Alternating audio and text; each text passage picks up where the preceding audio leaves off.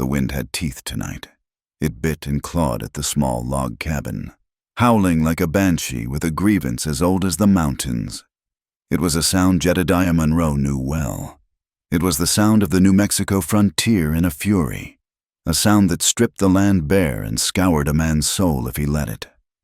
Dust, fine as flour, seeped through the chinks in the logs, hazing the air and coating the back of his throat with the taste of raw earth. The lantern on his small, rough-hewn table flickered, its flame dancing a frantic jig with every gust that battered the walls. Outside, the world was a maelstrom of sand and darkness. Inside, there was only the smell of leather, wood smoke, and the quiet rhythm of a man at work. Jed sat on a low stool, his broad shoulders hunched over the task in his hands. He was mending a bridle, the leather dark and supple from years of use. His fingers, calloused and thick, moved with a surprising deftness, threading a tough sinew through a hole he'd punched with a well-worn awl. The work was familiar, grounding. It was a language he understood better than words. Every pull of the thread, every smooth pass of the conditioning wax, was a small act of order against the chaos that raged just beyond the thin wooden walls. He didn't think about the loneliness. Not really. It was just a fact of this life, like the sunrise or the thirst. It was a silent companion, as much a part of the cabin as the stone hearth and the empty chair across from his own. The fire in the hearth spat and crackled, a small, defiant heart of warmth against the encroaching cold. That's when he heard it. It was so faint at first he thought it was a trick of the wind, a branch scraping against the roof or a tumbleweed striking the door. He paused, his hands stilling over the leather, his head cocked slightly. The wind shrieked, a long, mournful cry that seemed to swallow all other sounds. He waited. The cabin fell into a momentary lull between gusts, the silence suddenly profound, broken only by the hiss of the embers. And there it was again, a soft, hesitant tapping. Tap, tap, tap. It wasn't the wind. It was a knock, a human knock, weak and desperate, almost apologetic. No rider in his right mind would be out in this. A storm like this could blind a man, strip the hide from a horse. Anyone with sense had found shelter hours ago, hunkered down in a town saloon or a line shack. Jedediah placed the bridle carefully on the table, his movements slow and deliberate. He wasn't a man given to haste or panic. The world was what it was. You met it on its own terms. He rose from his stool, his tall frame unfolding in the cramped space, casting a long, wavering shadow against the wall. He reached for the rifle propped against the hearth, not out of fear, but out of habit. In this land, a locked door and a ready firearm were simply part of getting dressed in the morning. He moved to the door, the floorboards groaning softly under the weight of his boots. He pressed his ear against the rough wood, listening. He heard nothing but the roar of the sandstorm. The knocking didn't come again. Maybe it had been his imagination after all. He was about to turn away when a different sound reached him, a tiny, muffled sob, stolen and shredded by the wind. His jaw tightened. He slid the heavy bar from its brackets, the wood scraping loudly in the quiet room. He held the rifle loosely in his left hand and pulled the door inward. The wind tore into the cabin, a physical assault of sand and cold. It extinguished the lantern in a single, violent puff, plunging the room into the flickering, demonic light of the fire. And in that chaotic moment, framed by the maelstrom, he saw her. She looked like a ghost, something the storm had coughed up from a forgotten grave. She was young, though it was hard to tell beneath the grime and the exhaustion that seemed to weigh down her very bones. Her dress, a simple calico that might have once been a pale blue, was torn at the shoulder and hem, patched in some places and threadbare in others. Her hair, the color of sun-dried wheat, was a wild tangle, whipped across her face and matted with sand. But it was her eyes that held him. They were wide and dark in her pale, narrow face, and they held a terror so profound it seemed ancient. They were the eyes of a hunted animal, the eyes of someone who had looked into the abyss and was still running from what she'd seen there. She swayed on her feet, one hand braced against the doorframe to keep from collapsing.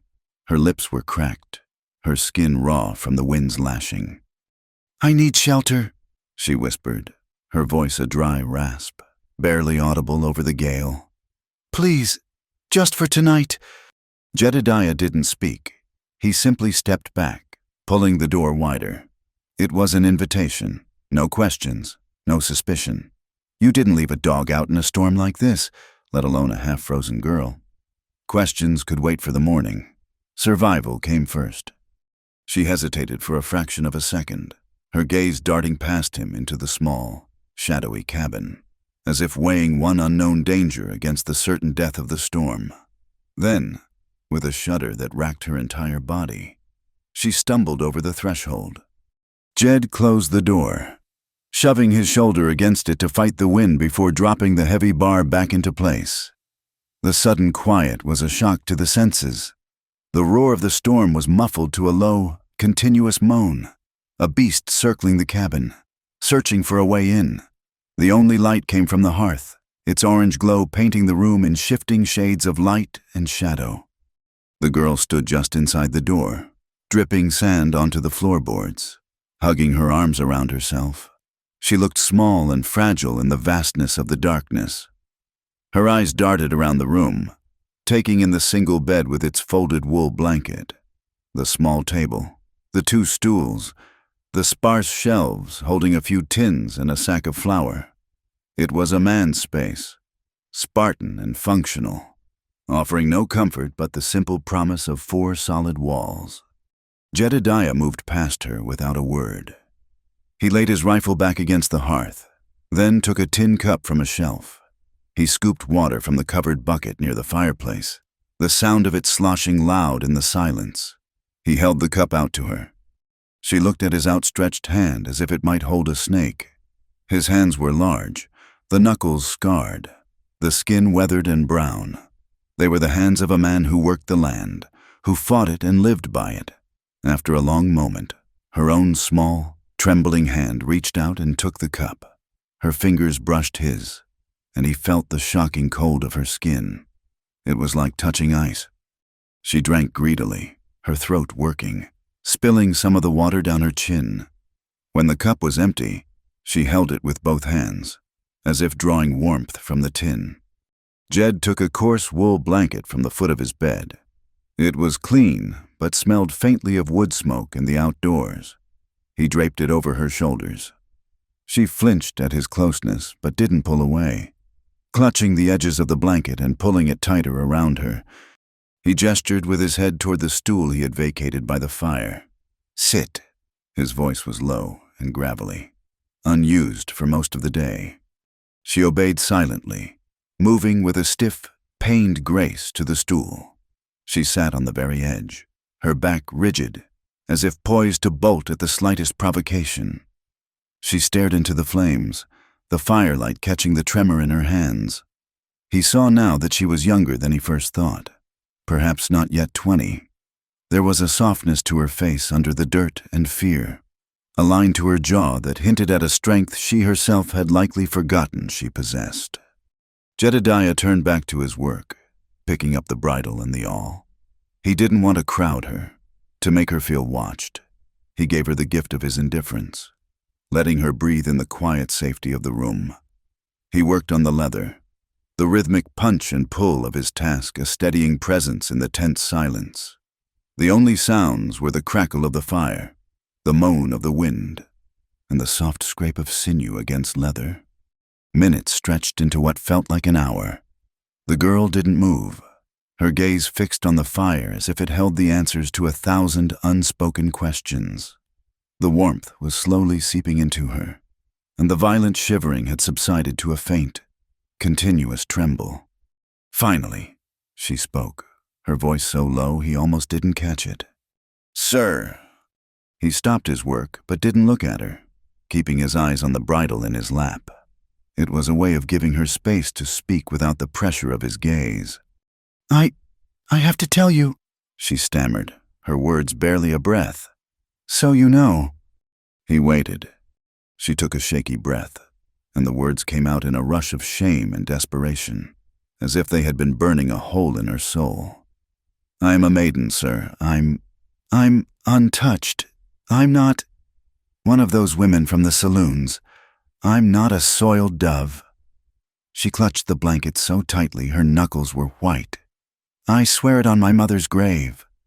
The air in the cabin grew thick and still. The confession hung between them, raw and painful. It was a plea and a declaration all at once, a plea not to be misjudged, not to be seen as something she was not. It told him more about what she was running from than any map ever could. He understood. In this world, a woman alone, knocking on a man's door in the middle of the night, was presumed to be one thing only. She was trying to arm herself with the only shield she had left, a truth she had guarded through whatever hell she had just escaped. Jedediah Monroe didn't offer words of comfort. He didn't tell her he believed her. Words were cheap and often untrue. Instead, he simply gave a short, single nod, an almost imperceptible motion. He acknowledged her truth, accepted it, and sealed it away. He set the bridle aside, his work for the night finished. Then he rose and turned his back to her, moving to the other side of the small room. He busied himself by checking the latch on the window shutter, a task that didn't need doing, his broad back a solid wall between them. He was giving her more than shelter from the storm. He was giving her a sanctuary from judgment. He was telling her, in his own silent way, that her declaration had been heard, and the matter was closed, here, in this small cabin, surrounded by the howling wilderness. She did not have to explain herself further. No more was said. The wind continued its assault on the world outside, and the fire continued its quiet, steady dance in the hearth. But the silence inside the cabin had changed. The fear and suspicion had receded, replaced by a fragile, unspoken truce. It wasn't comfort. Not yet. But it was the absence of threat, and for a girl who looked like she'd just run from hell, it was more than enough. The silence in the cabin settled, becoming a thing of substance, heavier than the wool blanket on the girl's shoulders. The storm outside provided the only sound, a relentless, roaring counterpoint to the stillness within. Jedediah had given her his back, a gesture she slowly began to understand was not one of dismissal, but of space. He was allowing her the room to be small, to be frightened, to be nothing more than a stranger who had stumbled in from the maw of the desert night. She sat by the fire, the heat slowly, painfully, bringing her frozen limbs back to life. A deep ache settled into her bones, the kind of weariness that went beyond tired muscles and spoke of a spirit stretched to its breaking point. Her gaze dropped to her hands, which lay limp in her lap. They were a cartographer's map of her life. The nails were broken, crescent moons of dirt beneath them. The knuckles were raw and chapped, and a faint, discolored bruise bloomed across the back of her right hand, the ghost of a recent impact. They were not the hands of the girl she was supposed to have been. Those hands had been soft, taught to play the pianoforte and embroider samplers. These hands had scrubbed floors, hauled water, and clenched into fists in the dark, praying for an end that never came. A tremor started in her fingers, a faint, uncontrollable quiver. She quickly folded them together, hiding them in the folds of the blanket as if they might betray her secrets all on their own. They felt alien to her, the hands of a stranger who had stolen her body. Jedediah added a thick log to the fire. It caught with a shower of golden sparks, the flames leaping hungrily, casting his shadow long and dark against the log wall. He moved with an economy of motion, a man who wasted nothing, not energy, not words, not emotion. He took a small, blackened pot from a hook by the hearth and filled it with water from the bucket. He moved it onto a hook that swung over the flames, the metal groaning softly. Then he took a canvas sack from a shelf, from which he pulled a few strips of dried meat and a handful of shriveled beans. He dropped them into the pot, the splash loud in the quiet room. He began to stir the mixture with a long wooden spoon. his movements slow and rhythmic. He was making soup. The simple, domestic act was so profoundly at odds with the terror of the night, with the ghosts that danced behind her eyes, that it almost made her want to laugh or scream. He didn't look at her, didn't seem to expect thanks. He was simply tending to the needs of the moment. There was a fire, so it must be fed. There was a guest, so she must be fed. It was a logic as stark and unyielding as the landscape outside. There was no curiosity in his actions, no prying gaze that demanded she pay for her shelter with her story. This lack of expectation was a balm she hadn't realized she so desperately needed. For years, every kindness had come with a price tag. Every glance had been an appraisal. This man's quiet indifference was the most profound kindness she had received in a lifetime. The water began to simmer, and a thin, savory steam rose from the pot, mingling with the scent of wood smoke. The wind howled, rattling the single window shutter in its frame, a reminder of the chaos she had narrowly escaped. The warmth, the smell of food, the solid walls. It was a fragile trinity of safety, and she clung to it. She drew her legs up to her chest, wrapping her arms around them, trying to make herself even smaller. She cleared her throat, the sound a dry crackle. "What do they call you?" she asked, her voice thin, a mouse's squeak against the roar of the wind. Jedediah didn't answer immediately. He continued to stir the soup, his gaze fixed on the small whirlpool he created in the pot. One slow circle, then another. The seconds ticked by. Each one a stone dropped into a deep well of silence. She thought perhaps he hadn't heard her, or had chosen to ignore the question. She felt a flush of shame creep up her neck, for having presumed to ask, for having broken the unspoken pact of anonymity. She was a stray, and strays didn't have the right to ask the names of their benefactors. Just as she was about to shrink back into herself, he stopped stirring. He lifted the spoon from the pot, letting it drip, and looked not at her, but into the heart of the fire.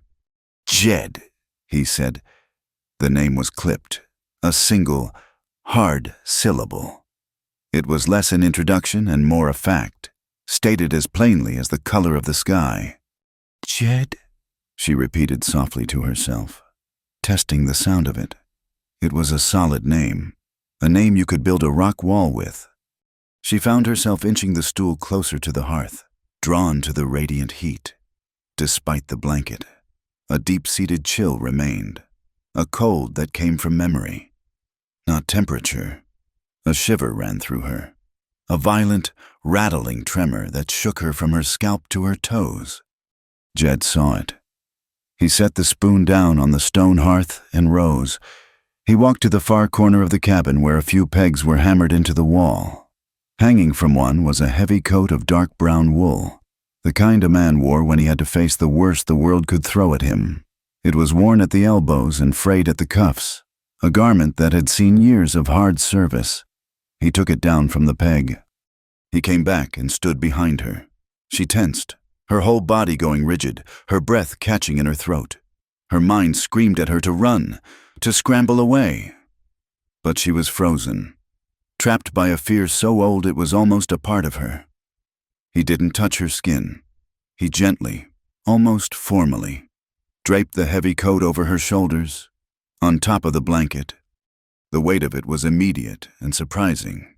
It was heavy, solid, a tangible presence. And it was warm, holding the residual heat of his body. It smelled of him of leather and pine smoke, of horse and clean, cold air. It was a scent of quiet strength, of solitude and self-reliance. It enveloped her, a cocoon of startling and unexpected security. It felt less like a garment and more like a shield. Something inside her, a knot of fear and shame that she had held tight in her chest for years, began to loosen.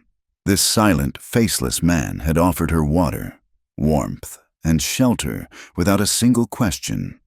He had accepted her desperate, humiliating declaration of purity with a simple nod, and now he had wrapped her in his own coat, shielding her from a chill that ran soul deep. She looked into the fire, the flames blurring through the sudden welling of tears in her eyes.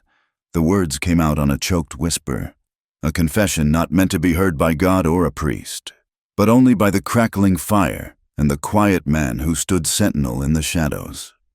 "I was bartered away," she breathed, the words tasting like poison in her mouth.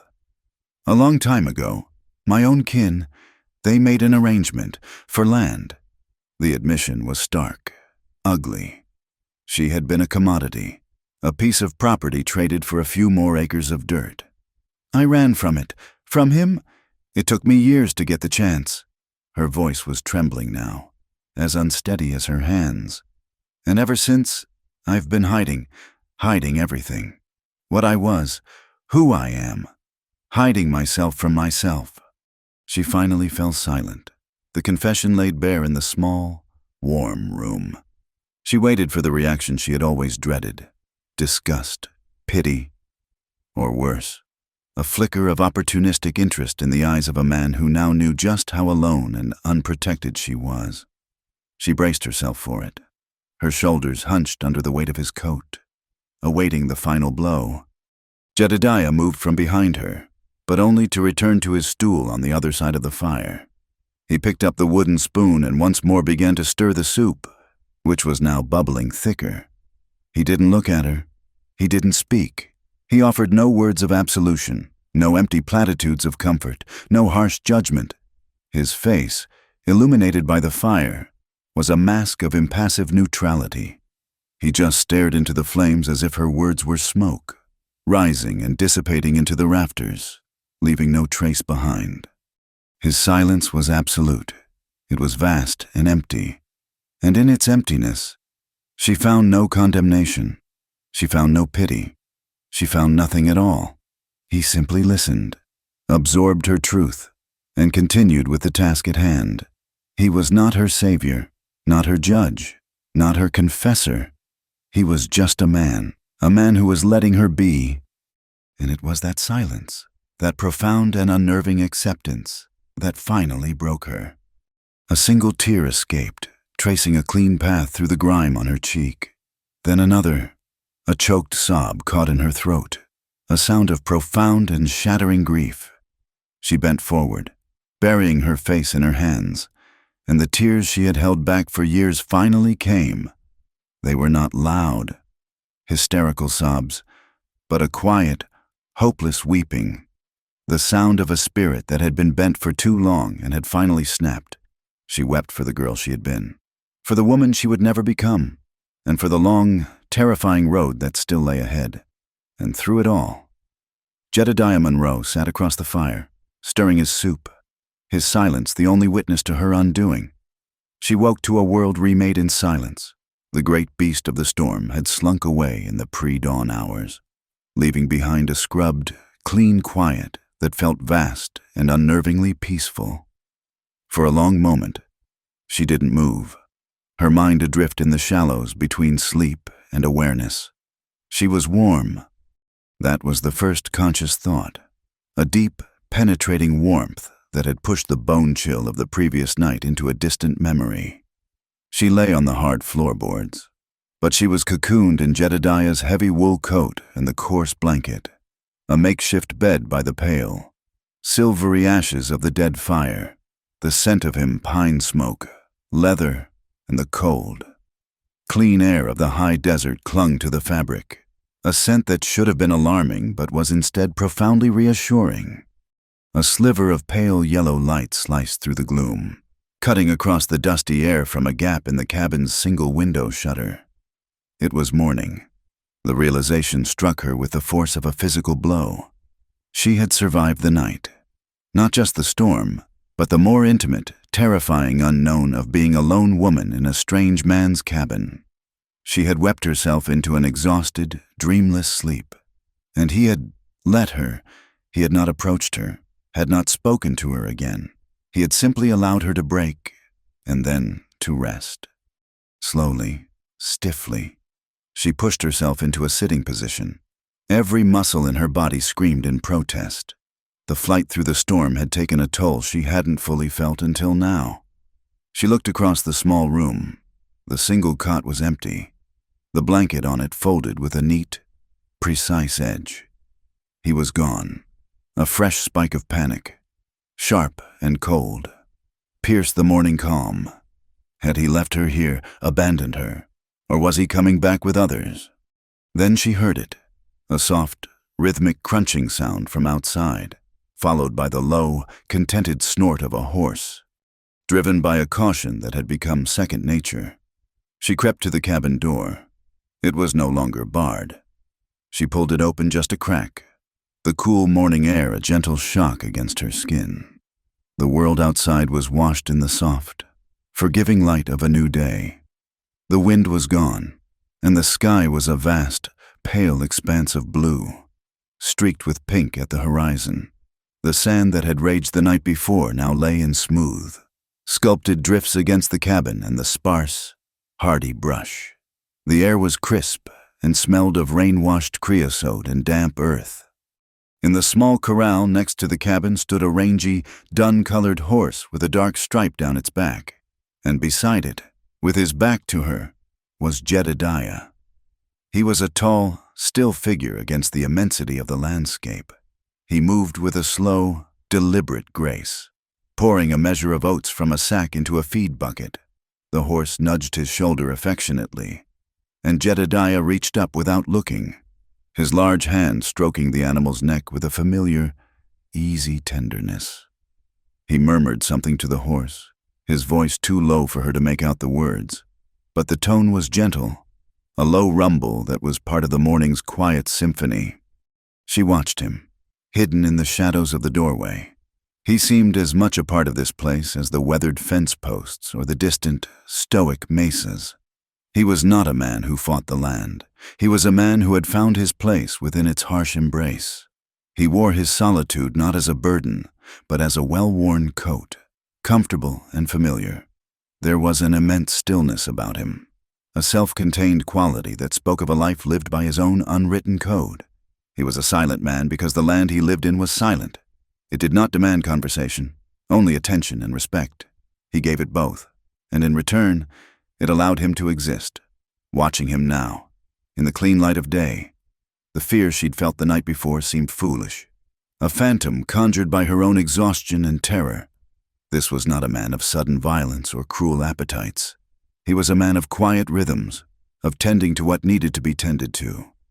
He finished with the horse and turned, his gaze sweeping over the landscape before it settled, without surprise, on the sliver of the open cabin door. He saw her watching him. For a heartbeat. Their eyes met across the yard. His were the color of slate, clear and unreadable. He gave no sign of acknowledgement, no nod or change of expression. He simply held her gaze for a moment before turning and walking towards the small outhouse a short distance from the cabin. He was giving her space again. He was giving her time. The unspoken message was clear. She retreated back inside the cabin, her heart beating a little faster. The morning light now filled the small space, revealing the details she hadn't been able to see in the firelight. It was meticulously clean, in a sparse, masculine way. His few possessions were arranged with purpose. The bridle he'd been mending lay on the table. A small stack of books with worn covers sat on a shelf. A tin plate and cup were washed and drying by the water bucket. But a fine layer of dust from the storm coated everything, a gritty film that dulled the surfaces and testified to the violence of the night. A strange new feeling began to stir within her, pushing through the fog of weariness. It was a feeling she hadn't felt in a very long time, a sense of purpose. She could not stay here. She knew that. This was a temporary reprieve, a moment of grace, but she could not be a simple burden. She would not be a ghost who passed through, taking charity and leaving nothing behind. Her pride, a thing she thought had been ground to dust long ago, asserted itself in a small, fierce flicker. She found a broom made of bound sagebrush propped in a corner. It was stiff and awkward, but it was a tool. She began to sweep. The soft shush-shush of the bristles on the wood floor was a satisfying sound. She moved methodically, starting from the corners and working her way to the center. She swept the dust from under the cot, from around the legs of the table. It was the dust of the storm she had fled, the very earth that had threatened to bury her. Now, she was imposing her own small order upon it, gathering the chaos into a neat pile by the door. As she worked, she felt a measure of the tension in her shoulders begin to ease. It was a simple task, a mindless one, but it was her task. When the floor was clean, she looked for a cloth. She found a piece of clean sackcloth and dampened it in the water bucket.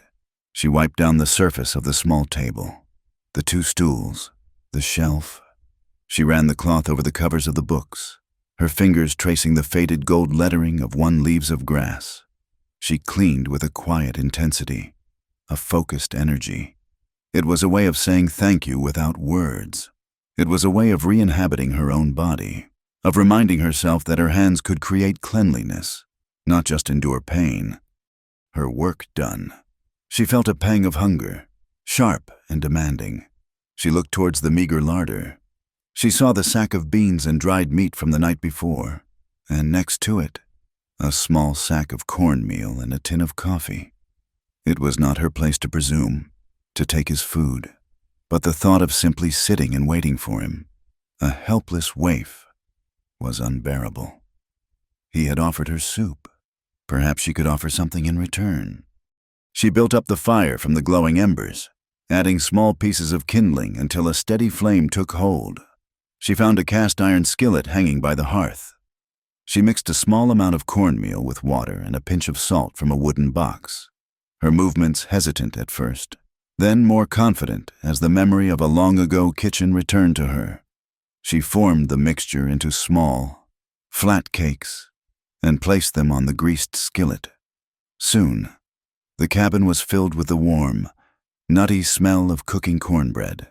The aroma was so wholesome, so redolent of a life she thought she had lost forever, that it brought a fresh wave of tears to her eyes. She quickly blinked them back, refusing to cry again. She was just turning the last of the Johnny cakes when the door opened. Jedediah stood there, filling the frame. He had a small axe in one hand, and his sleeves were rolled up, revealing thick, corded forearms. His eyes went from her face to the skillet on the fire, to the clean, dust-free room.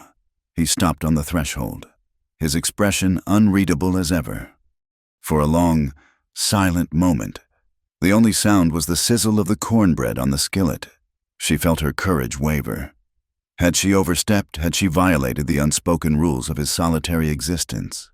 She braced herself for a rebuke, a cold dismissal. He said nothing.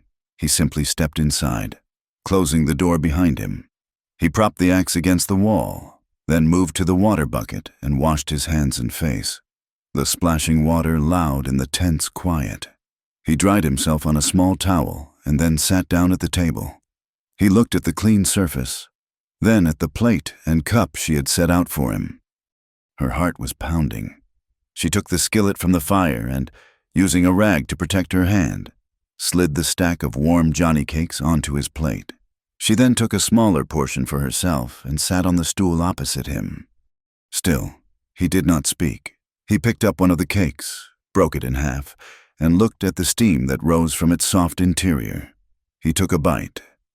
He chewed slowly, his gaze directed at the plate, or perhaps at something far beyond the cabin walls.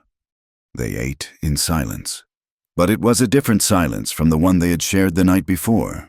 That had been the silence of strangers, of fear and uncertainty, a fragile truce between 2 unknowns. This was a new silence.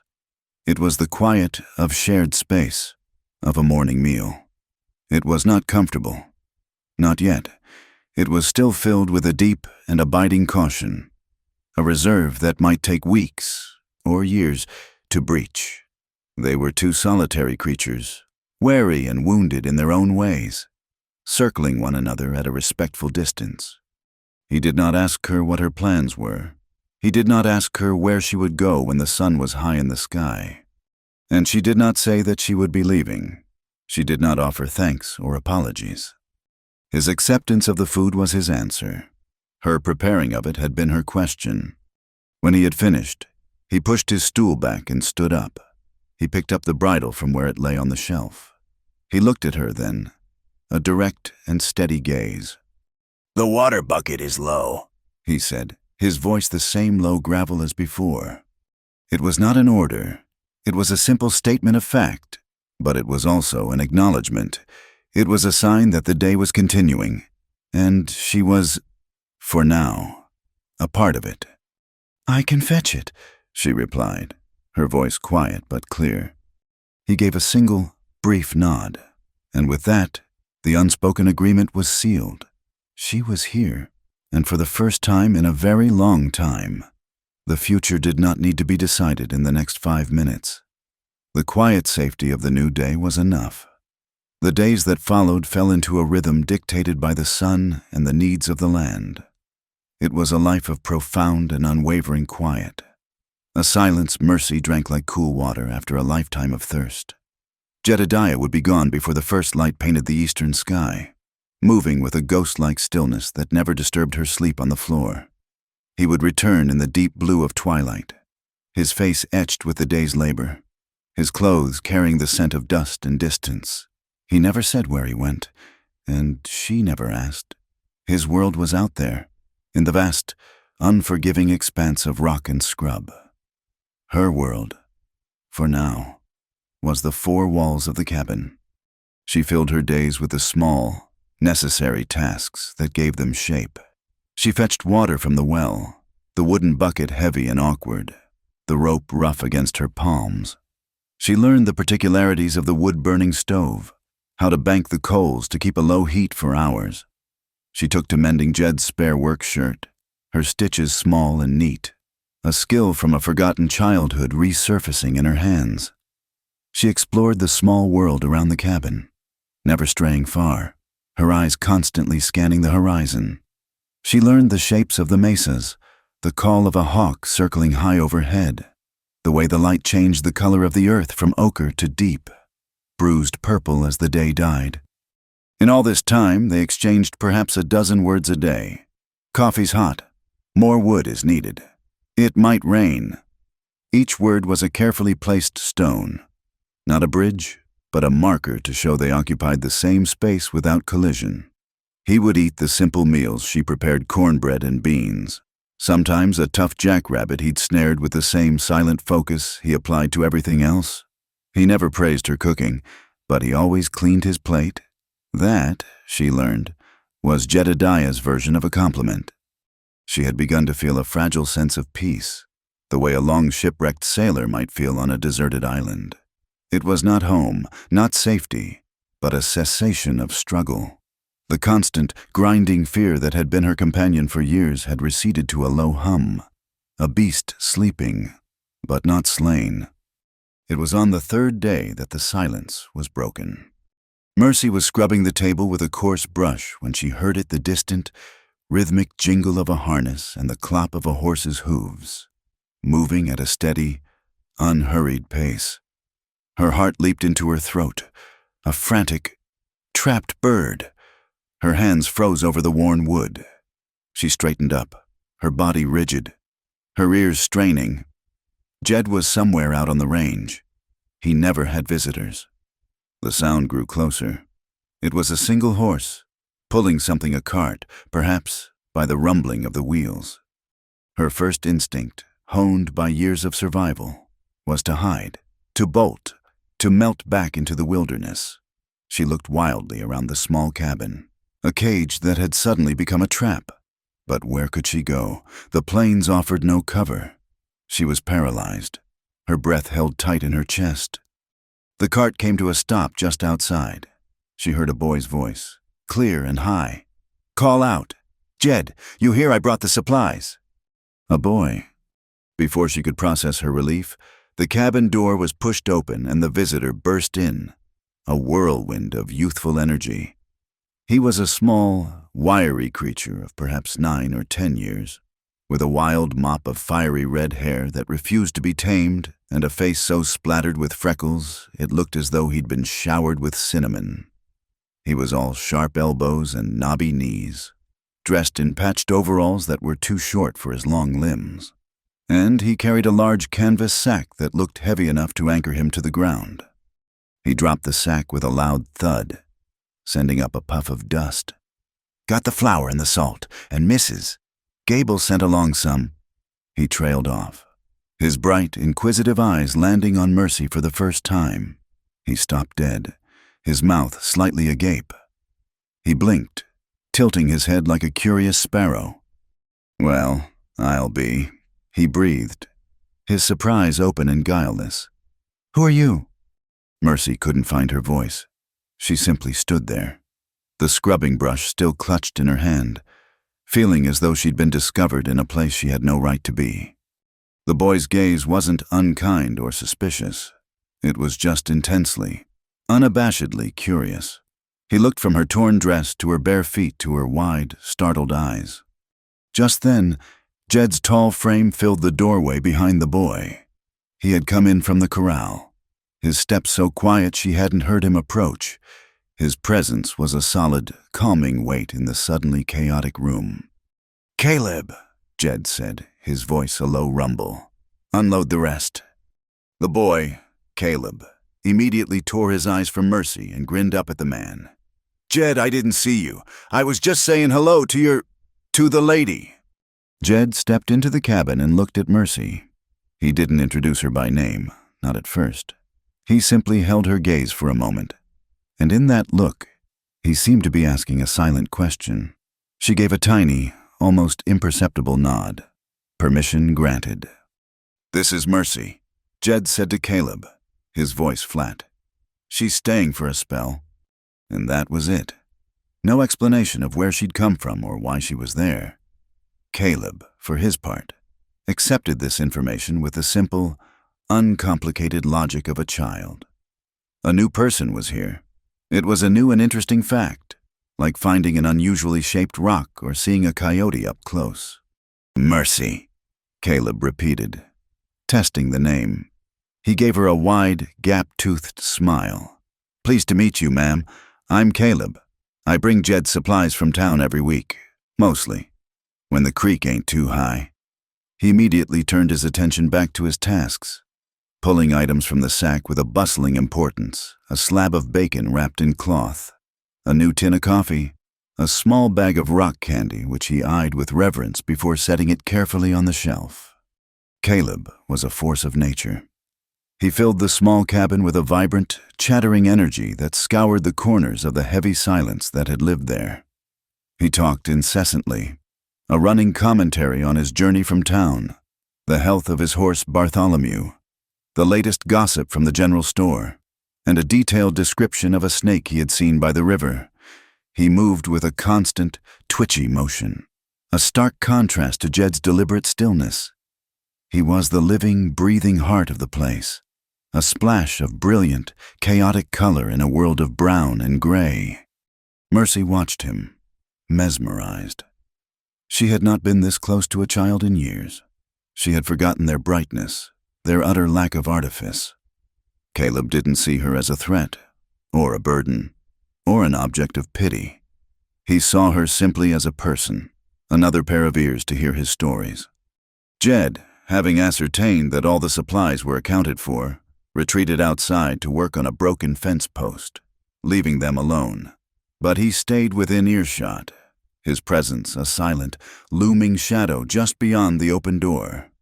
"You're awful quiet," Caleb observed, looking at her directly. "Are you sick?" "No," Mercy managed to whisper, her voice rusty from disuse. "No, I'm not sick." "Oh, good." He seemed satisfied with that. "Jed's quiet too, but it's a different kind of quiet. His is heavy, like a big rock. Yours is more like a feather, like it could blow away." He considered his own words, then nodded, as if he'd just solved a great puzzle. Mercy didn't know how to respond to such a strange and piercing observation. Caleb, however, didn't require a response. He had found a small, smooth, gray stone in his pocket and was now admiring it in the light. "Found this down by the creek. See how the water made it all smooth? You can have it, if you like, for a welcome." He held it out to her in his small, grubby palm. It was a simple, worthless stone, but it was an offering, a gift freely given, with no expectation of payment. Hesitantly, she reached out and took it. The stone was cool and solid in her hand. She curled her fingers around it, the smooth surface a comfort against her skin. She looked at the boy's earnest, freckled face, at his bright, trusting eyes, and something deep inside her, a muscle that had atrophied from long disuse, gave a faint, unfamiliar twitch. A small, hesitant smile touched her lips. It felt strange, foreign, but it was real. Caleb's own smile widened. "There, I knew you had one in there." The smile emboldened her. She found herself speaking, the words coming more easily now. "Thank you, Caleb. It's a fine stone." For the next hour, they talked, or rather, Caleb talked, and Mercy listened, occasionally offering a soft question or a quiet comment. He told her he was an orphan, that his folks had passed from a fever 2 winters ago. The town pastor had looked after him for a while, but Jed had taken him under his wing, teaching him how to read and track and giving him the weekly task of bringing supplies, a job that made Caleb swell with pride. He spoke of Jed with a mixture of awe and filial affection, describing him as a man who could stare down a wolf and make it apologize for being there. Then, inevitably, Caleb turned his relentless curiosity back to her. "Where are you from?" "Mercy." The question hung in the air. She looked down at the stone in her hand, its smooth surface a small anchor in a suddenly turbulent sea. She couldn't tell him the truth. The truth was a monster, a thing of darkness and filth that had no place in the bright, innocent world of this boy. So she did what she had done for years. She built a wall of pretty lies. "I'm from a farm," she said softly, her voice taking on a faraway, dreamy quality. "A long way from here, to the east." She began to paint a picture, plucking details from a life she wished she'd had, a life she'd read about once in a book. "We had a big white house with a green door, and a garden full of roses and lavender. My mother, she loved flowers." "Did you have brothers and sisters?" Caleb asked, his eyes wide, completely captivated. "Oh, yes," Mercy said, a genuine warmth creeping into her voice as she lost herself in the fiction. "I had 2 older brothers who were always playing tricks on me, and a little sister with hair the color of corn silk. We used to chase butterflies in the meadow in the summer." She spoke of a life filled with sunshine and laughter, of picnics by a stream and singing songs on the porch in the evenings. She described a father with kind eyes and a mother with a gentle touch. It was a beautiful, fragile lie, a world spun from moonlight and regret. It was the story of the girl she was supposed to be, and as she told it, a part of her ached with a longing so fierce it was a physical pain. Caleb listened, rapt, his chin resting in his hands. He had no reason to doubt her. To him, it was just a story, a glimpse into a life so different from his own. He let out a wistful sigh when she finished. "It sounds nice," he said quietly. "Real nice." He was silent for a long moment, tracing a pattern with his finger in the dust on the floor. Then he looked up at her, his expression serious, his child's mind making a connection she had not anticipated. "Did you love anyone there?" he asked, his voice soft and direct. "Like a bow." The question was an arrow, fired with innocent precision, and it struck her right in the heart of her carefully constructed fantasy.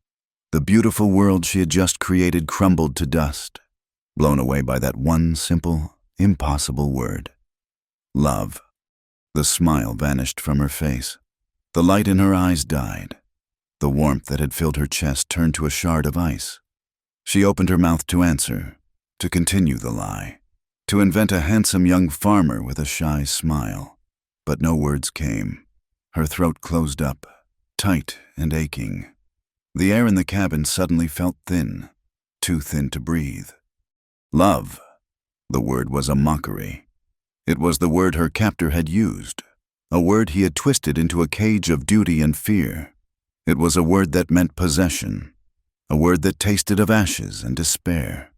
She knew nothing of the love Caleb was asking about, the kind from her stories, the kind that came with flowers and shy glances. She could only stare at him, her eyes suddenly burning with unshed tears. The stone in her hand felt cold and heavy. She shook her head, a tiny, jerky movement, not in answer to his question, but in denial of the wave of pain that was crashing over her.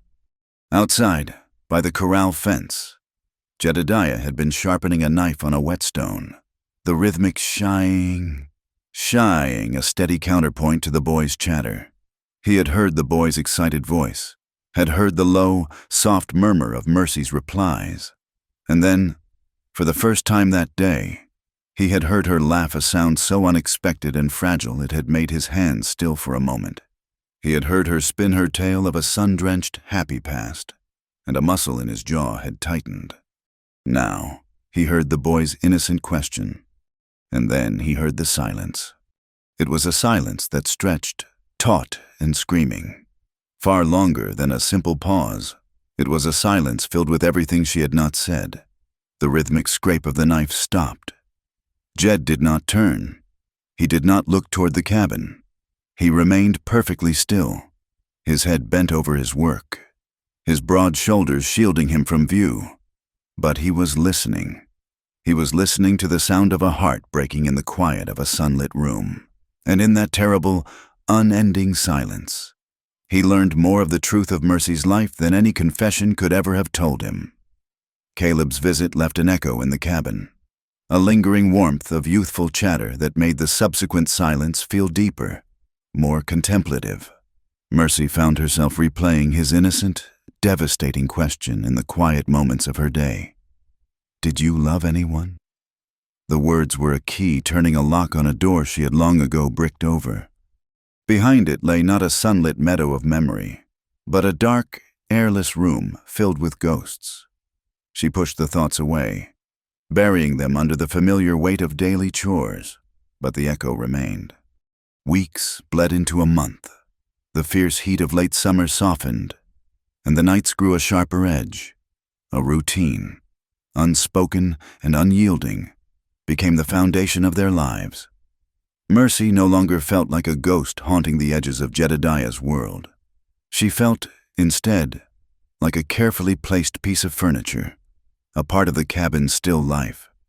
She knew the way the third floorboard from the door groaned, the particular way the latch on the window stuck after a cool night, the exact amount of coffee Jed preferred in his morning cup strong enough to chew. He, in turn, had grown accustomed to her presence. He no longer seemed to notice her quiet movements about the cabin.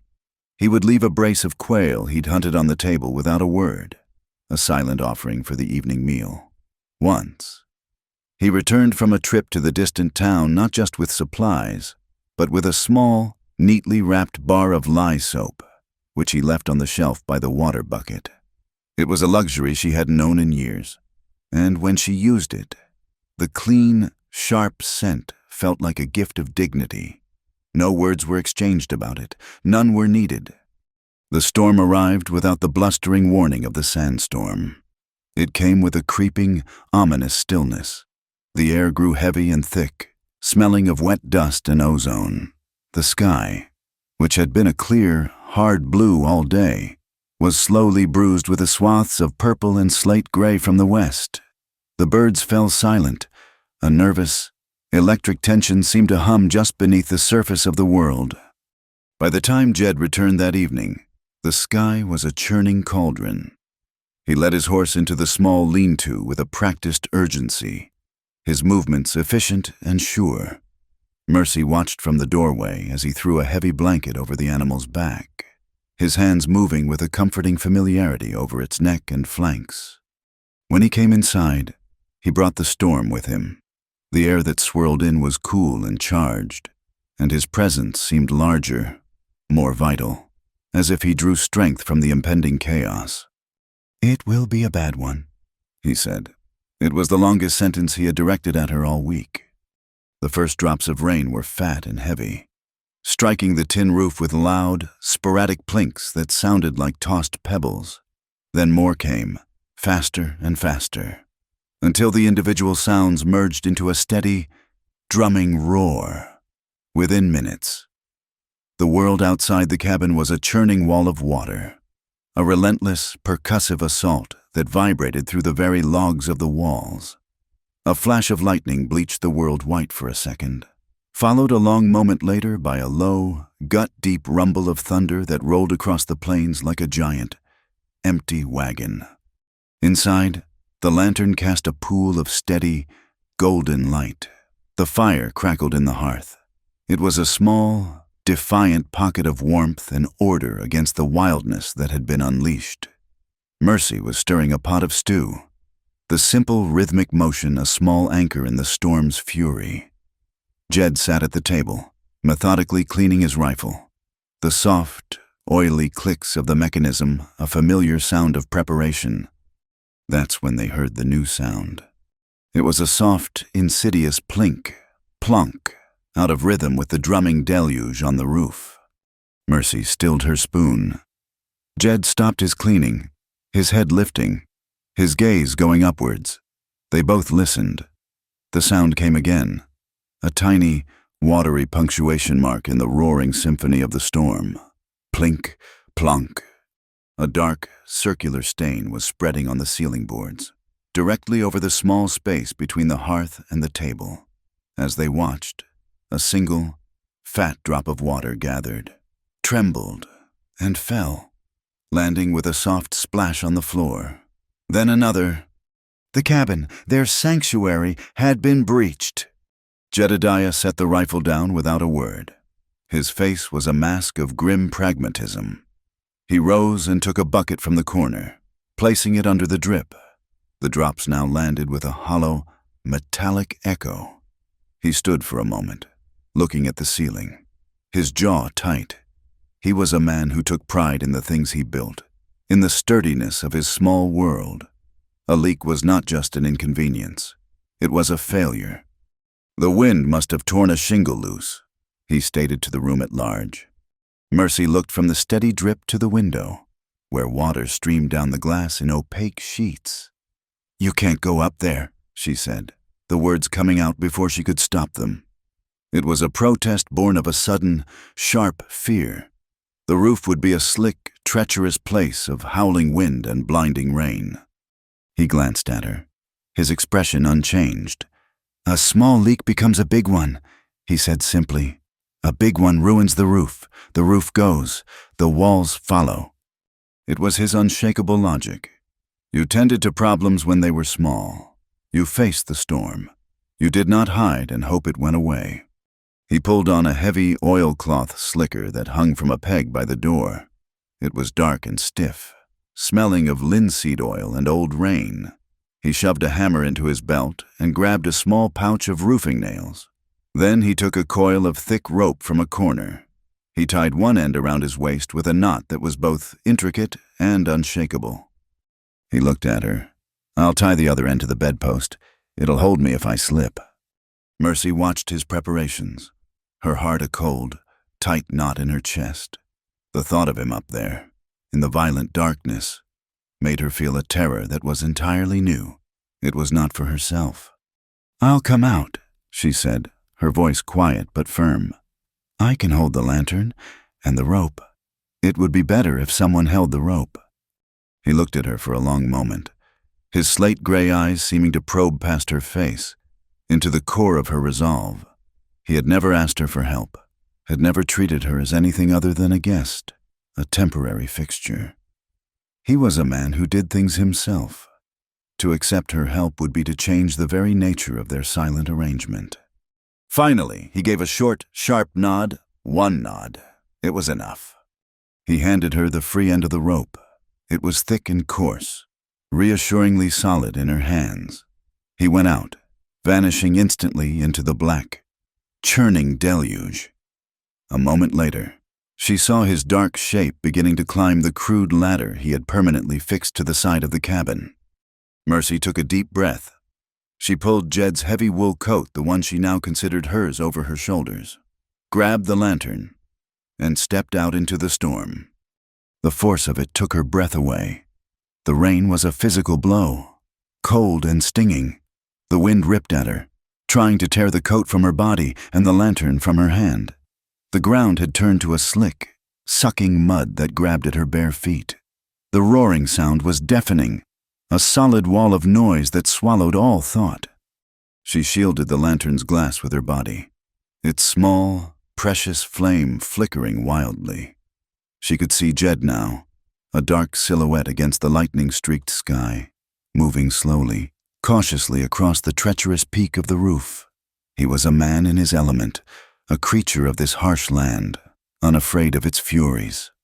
She braced herself near the base of the ladder, the mud oozing between her toes. She wrapped the rope twice around her wrists, leaning back, putting her slight weight into it, creating a taut line between her and the man on the roof. She was his anchor. The thought was staggering. For the first time in years, someone's safety depended on her. The lantern light cast a small, wavering circle on the muddy ground. She could hear the sharp, determined sound of Jed's hammer striking the nails, a tiny sound of order against the storm's vast chaos. The rope in her hands would go slack as he moved, then pull taut as he braced himself. She played it out, took it in, her entire being focused on the tension in the line, on the faint sounds of his work from above. Time ceased to have meaning. There was only the rain, the wind, the rope, and the man in the darkness above. Her hair was plastered to her head, her dress soaked through. A deep chill was setting into her bones, but she didn't move. She held her ground. She shifted her weight, trying to get a better footing in the slick mud. Her right foot slid. For a terrifying second, her balance was gone. She gasped, stumbling forward, the rope going slack in her hands. A dark shape descended the ladder with a speed that seemed impossible. Before she could fall, before she could even cry out, he was there. His hand shot out and clamped around her upper arm, his grip like iron. He steadied her, his tall frame a solid wall against the wind, shielding her from the worst of the rain. He held her there for a moment, his fingers digging into her arm, the only two solid points in a swirling, liquid world. His hand was freezing cold from the rain, the skin rough and calloused. But the grip was sure. It was steady. It was a hold that meant, I have you. You are safe. She looked up at him. His face was a landscape of shadows and rain-slicked plains in the flickering lantern light. Water streamed from the brim of his hat and dripped from his square jaw. His eyes were dark, intense, focused entirely on her. And in that moment, standing in the heart of the storm, held fast by this silent, solid man, the truth of her new reality struck her with the force of a lightning bolt. The touches she had known before the hands that had owned her had been different. They had been heavy with possession, with threat, with a casual cruelty that assumed her body was a thing to be used. They had been touches that took. This touch, for all its strength, for all its bruising firmness, was a touch that gave stability. It gave safety. The words came from a place deep inside her, a place of old wounds and new revelations. They were whispered, barely audible over the roar of the rain, a confession spoken not to him, but to the truth of the moment itself. You don't touch me like the others did. The sound of her own voice, speaking such a profound and dangerous truth aloud, hung in the air between them, more real than the storm itself. Jedediah's grip on her arm did not change. His expression did not soften. He simply looked down at her, the rain dripping between them. The wind howled, whipping a wet strand of her hair across her face. He didn't speak. Words were not his language. Slowly, deliberately, he released her arm. The sudden absence of his grip left her feeling strangely untethered. But then, he raised his other hand, the one that had been hammering nails into his roof. It was large, chapped, and streaked with mud. He moved with an infinite slowness, as if giving her every possible chance to pull away, to flinch. He did not, with a tenderness that seemed impossible for such a rough, weathered hand. He gently brushed the wet strand of hair from her cheek. His calloused fingertips grazed her skin. The touch was feather-light, shockingly gentle. It was a touch that held no demand, no expectation, no desire. It was a touch of pure acknowledgement, of respect. It was a silent, solemn vow that said, "Here, you are not a possession. Here, you are a person." It was the first gentle touch she had known in a decade. It was everything. He let his hand fall away. He gave her a single nod. The same brief, conclusive gesture he always used. Then he turned, and without a backward glance, climbed back up the ladder into the roaring darkness to finish his work. Mercy stood frozen in the mud, one hand rising to her own cheek, where the ghost of his touch lingered like a spark of impossible warmth in the cold. Cleansing rain. The touch on her cheek during the storm had been a single stone dropped into the deep, still pool of Mercy's silence, and the ripples were still spreading. It had unsettled her in a way no violence ever had. Cruelty was a language she understood. Its rules were brutal but predictable. Tenderness, however, was a foreign country with no map.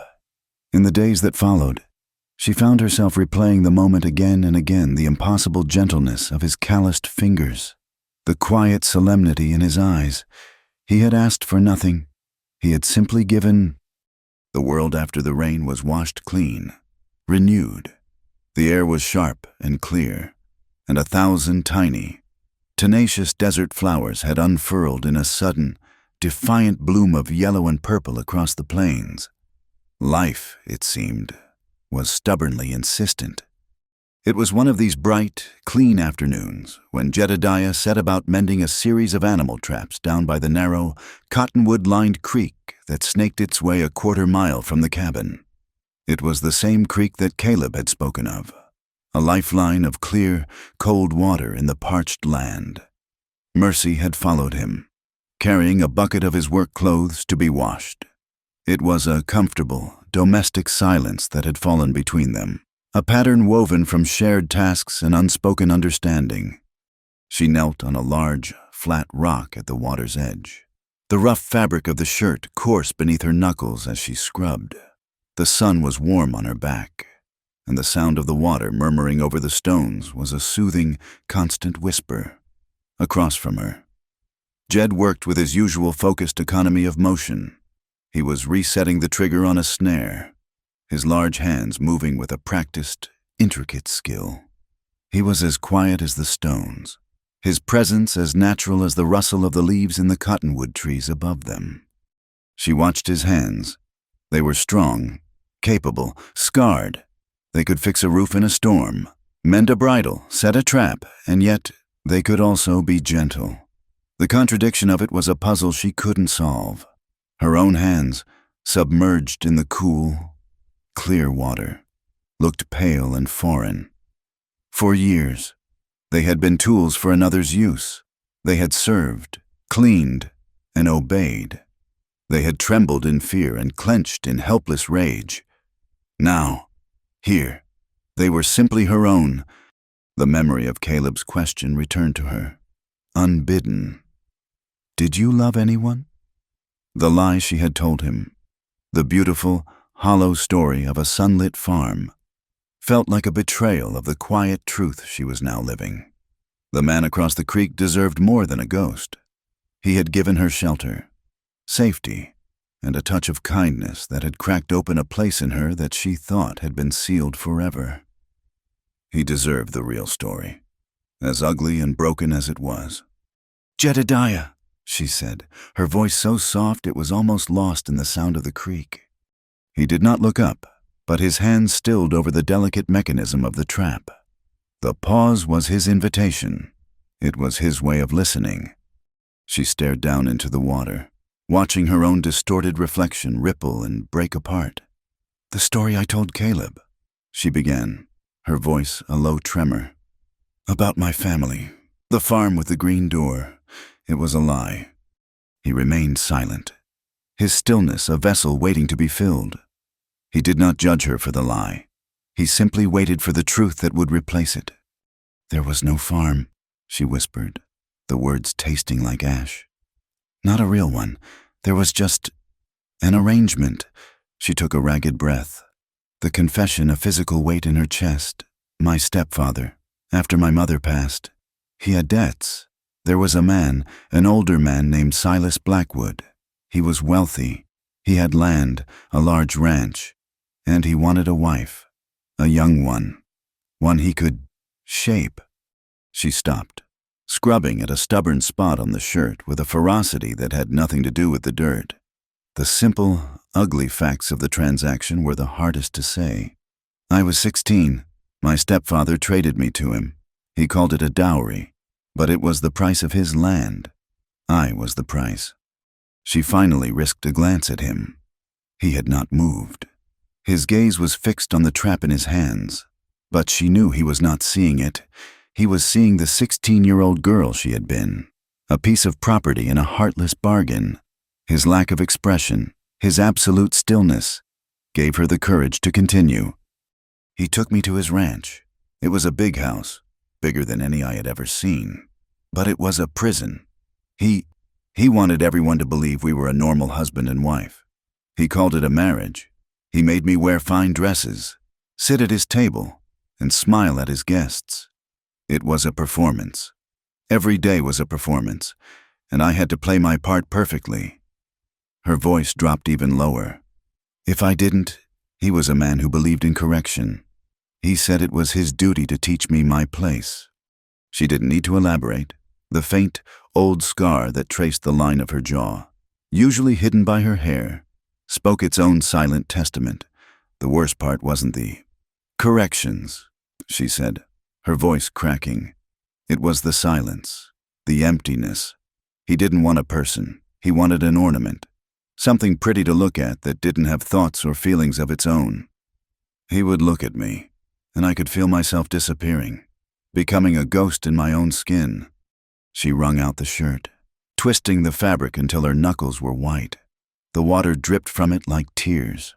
I lived like that for 4 years. 4 years of smiling when I wanted to scream, of being silent when I wanted to die. I learned to build a wall inside myself. I put the real me, the part that could still feel anything, behind that wall, and I didn't let her out. It was the only way to survive. She took a shaky breath and plunged her hands back into the cold water, the shock of it helping to ground her. Then, a few months ago, I overheard him talking to a business associate, a man from a mining territory, even rougher and more remote than where we were. Silas was tired of me. I wasn't as biddable as I used to be. He was complaining that I had a sour spirit. The other man laughed and said he liked spirits that needed breaking. Her voice was flat now, stripped of all emotion, a simple recitation of horror. They made a deal. Silas was going to trade me again for a stake in a silver mine. He was going to sell me like a horse that had gone lame. That was the moment, the final, unbearable degradation. To be owned was one thing, to be discarded and sold again was another. It was the moment the wall inside her had shattered. Something inside me broke, she whispered. I realized that if I didn't run, I would die. Maybe not my body, not right away, but my soul. The last little piece of me that was still alive. It would be extinguished forever. So I ran. I took nothing but the dress I was wearing and a small pouch of coins I had saved over the years. I just ran into the night. I've been running ever since, hiding, looking over my shoulder, trusting no one. Because everyone I was supposed to trust, they sold me. She finally fell silent. The entire ugly story was laid bare between them, shimmering in the clean afternoon air like a heat haze. It was everything. The reason for the fear in her eyes, the patches on her dress, the desperate declaration of her first night in his cabin. She bowed her head, her shoulders slumping with the weight of her confession, and waited. She waited for the disgust, the pity, the revulsion. She waited for him to see her as she saw herself damaged goods, astray with a tainted past. Jedediah remained motionless for a long time. The only sounds were the gurgle of the creek and the sigh of the wind in the trees. Then, slowly, he set the trap down on the ground beside him. He did not look at her. He looked out across the creek, at the vast, sun-drenched plains that stretched to the horizon. His face was calm, his expression thoughtful, as if he were considering the shape of a distant cloud or the flight of a hawk. He was giving her story the dignity of his consideration. When he finally spoke, his voice was low and steady, as solid as the rock beneath her knees. It held no pity. It held no judgment. It held only a simple, profound, and unshakable truth. "Freedom," he said, his gaze still fixed on the horizon, "is when you don't have to ask anyone for permission to be yourself." The words struck her with the force of a physical blow. They were not words of comfort. They were not words of absolution. They were something far more powerful. They were a definition, a declaration. He was not telling her that her past didn't matter. He was telling her that it did not have to define her future. He was taking the power away from Silas Blackwood, away from her stepfather, and handing it directly back to her. Permission to be yourself. For 10 years, her entire existence had been about seeking permission. Permission to speak, to eat, to sleep. Permission to exist. She had been so focused on being what others wanted her to be: a daughter, a wife, a possession, that she had forgotten who she was supposed to be in the first place. She had believed that her worth, her very right to draw breath, was something granted by others, something that could be bought and sold and taken away. Jed's words were a key, unlocking the door to a prison she hadn't even realized she was still in. Freedom wasn't a place you ran to. It was a state of being you claimed. A single tear slid down her cheek and fell into the creek, instantly carried away by the current. It was not a tear of sadness or of self-pity. It was a tear of release. She looked down at her hands in the water, at her own wavering reflection. For the first time, she did not see a runaway, a victim, a soiled thing. She saw only a woman sitting by a creek in the sunshine, a woman who was, at that very moment, breathing air that was her own to breathe. She looked up at Jedediah. He had picked up the trap again, his hands resuming their quiet, methodical work. He had given her his truth, and now he was returning to his own. He would not press the point. He would not elaborate. He had planted the seed. It was up to her to let it grow. She took a deep breath of the clean, dry air. It filled her lungs. It felt like the first real breath she had taken in a decade. She didn't have to ask for it. It was hers. Jedediah's words by the creek had been a seed, and in the weeks that followed, it began a slow, tentative germination in the quiet soil of Mercy's soul. Freedom is when you don't have to ask anyone for permission to be yourself. She would repeat the words to herself as she kneaded dough, her hands growing stronger and more confident. She would think of them as she walked the perimeter of the cabin, her gaze no longer darting to the horizon in fear, but resting on it with a sense of place. The terror had not vanished, but it had retreated, becoming a distant, sleeping beast rather than a predator at her throat. She was beginning to inhabit her own skin, to feel the simple, profound rightness of her own existence. The change was subtle, but Jedediah noticed it. He saw it in the way she no longer flinched if he moved too quickly, in the way she met his gaze for a second longer before looking away. He heard it in the sound of her humming, a low, tuneless sound she made when she was lost in a task, a sound of quiet contentment. The fragile peace of their shared solitude had deepened, becoming less a temporary truce and more a landscape they both inhabited comfortably. The world intruded on a Tuesday, brought by a cloud of dust and the cheerful, off-key whistling of a 10-year-old boy. Caleb arrived on his horse. Bartholomew, with the week's supplies, his face flushed with the importance of his journey. He slid from the saddle and burst into the cabin with his usual chaotic energy, dropping the sack of flour with a thud. "Jed, Mercy, I made it in record time," he announced, beaming. Bartholomew was feeling spry. "I got the coffee you wanted. Jed and Mrs. Gable sent you a jar of her spiced peaches." Mercy said you looked like you could use some fattening up. He chattered on as he unloaded his treasures, but there was a nervous energy about him today, a twitchiness that went beyond his usual exuberance. He kept glancing toward the open door as if expecting to see someone following him. Mercy, who was wiping down the table, smiled at him. It was a genuine smile, one that reached her eyes. That was kind of her. Caleb, thank you for bringing them.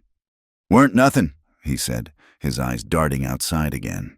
He lowered his voice, leaning forward conspiratorially. Town was strange today, real strange. Jed, who had been inspecting a new axe handle, paused, his hand stilling on the smooth hickory wood. He looked at the boy, his expression neutral, but his attention was absolute. How so? Jed's voice was a low rumble. There were men, Caleb said, his voice dropping to a near whisper. 3 of 'em, strangers. Their horses were rode hard, all lathered and mean-looking.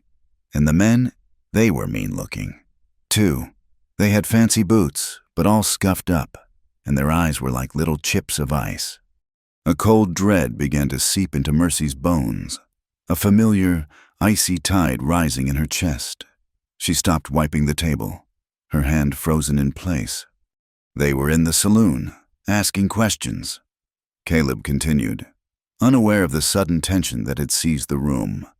I heard him when I was at the general store. Mr. Henderson was talking about it.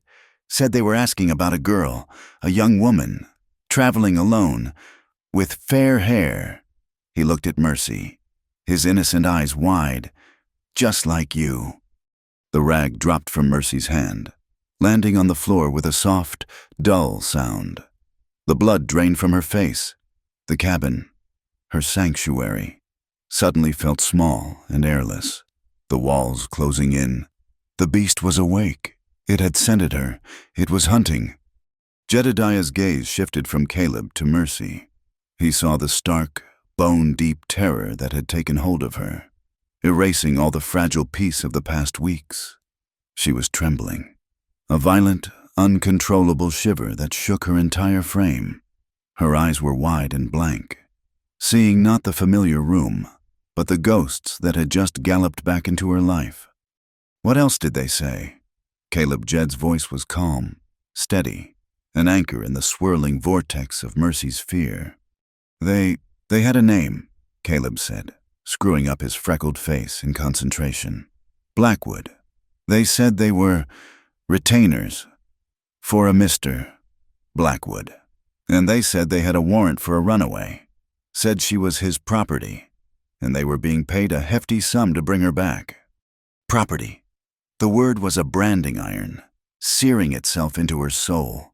Silas Blackwood. He hadn't given up. He had sent his dogs to drag her back to her cage.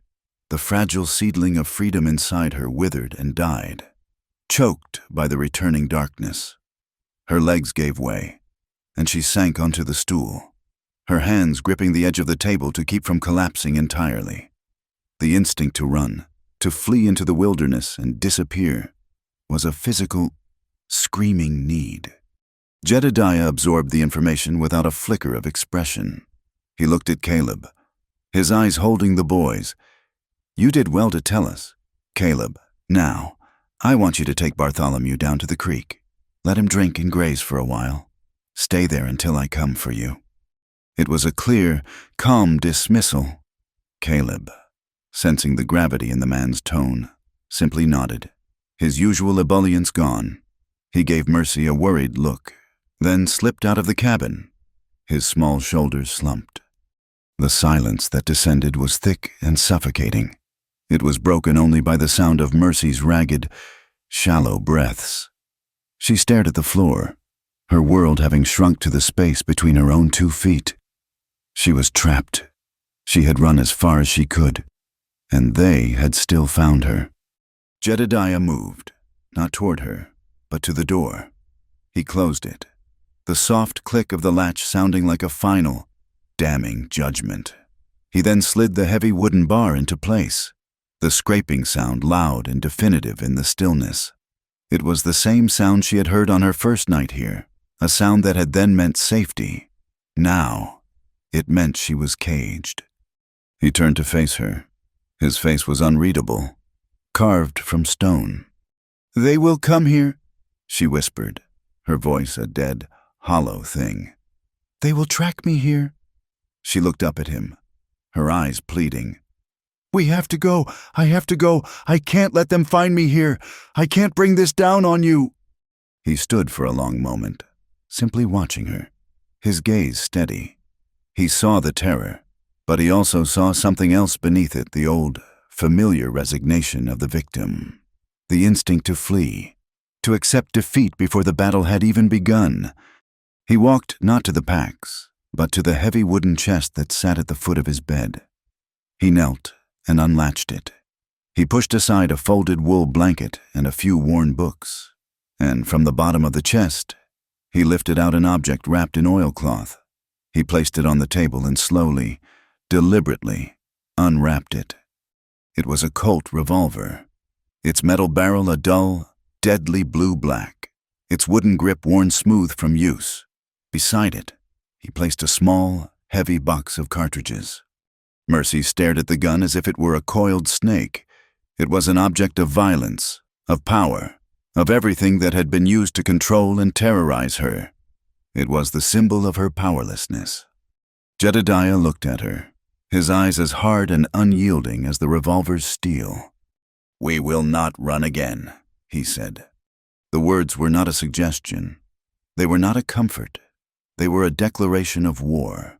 They were the sound of a line being drawn in the sand, a line from which there would be no retreat. Mercy recoiled as if he had struck her. "No," she breathed. "I can't. I don't know how. I've never held one." "You will learn," he said, his voice leaving no room for argument. He picked up the heavy revolver and held it out to her. "Grip first. Take it." She shook her head, tears welling in her eyes. "Please, Jedediah, let's just go. We can ride north. They'll never find us." "They will always find you," he said, his voice flat and devoid of pity. "As long as you are running, as long as you let them believe they have the right to hunt you, this ends. Here." He pushed the gun closer to her. "Take it, Mercy." Her entire life, she had been an object, passed from one hand to another. She had been passive, enduring, surviving by being small and silent. To take the gun was to reject all of that. It was an act of terrible, final agency. It was to declare that her life was her own, and she would defend it. Her hand, trembling so violently she could barely control it, rose from her lap. The fear was a physical sickness, a sour taste in her mouth. But beneath the fear was the echo of his words from the creek, permission to be yourself. And beneath that was the fresh, raw memory of the word property. With a choked sob, her fingers closed around the wooden grip. The weight of it was shocking, a solid, brutal reality in her palm. It was heavier than she could have imagined, a dead, cold weight that seemed to pull her whole arm down. "Good," Jed said, his voice softening by a fraction. He opened the box of cartridges.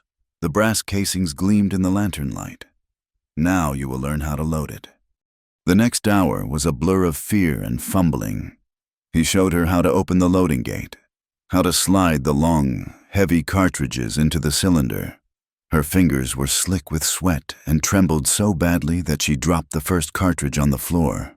It landed with a loud clatter that made her jump. Tears of frustration and terror streamed down her face.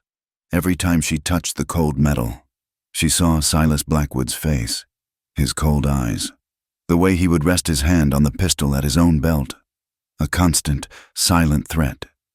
"I can't," she wept, her hand shaking too much to guide the bullet into the chamber. Jedediah moved behind her. He did not touch her shoulders or her back.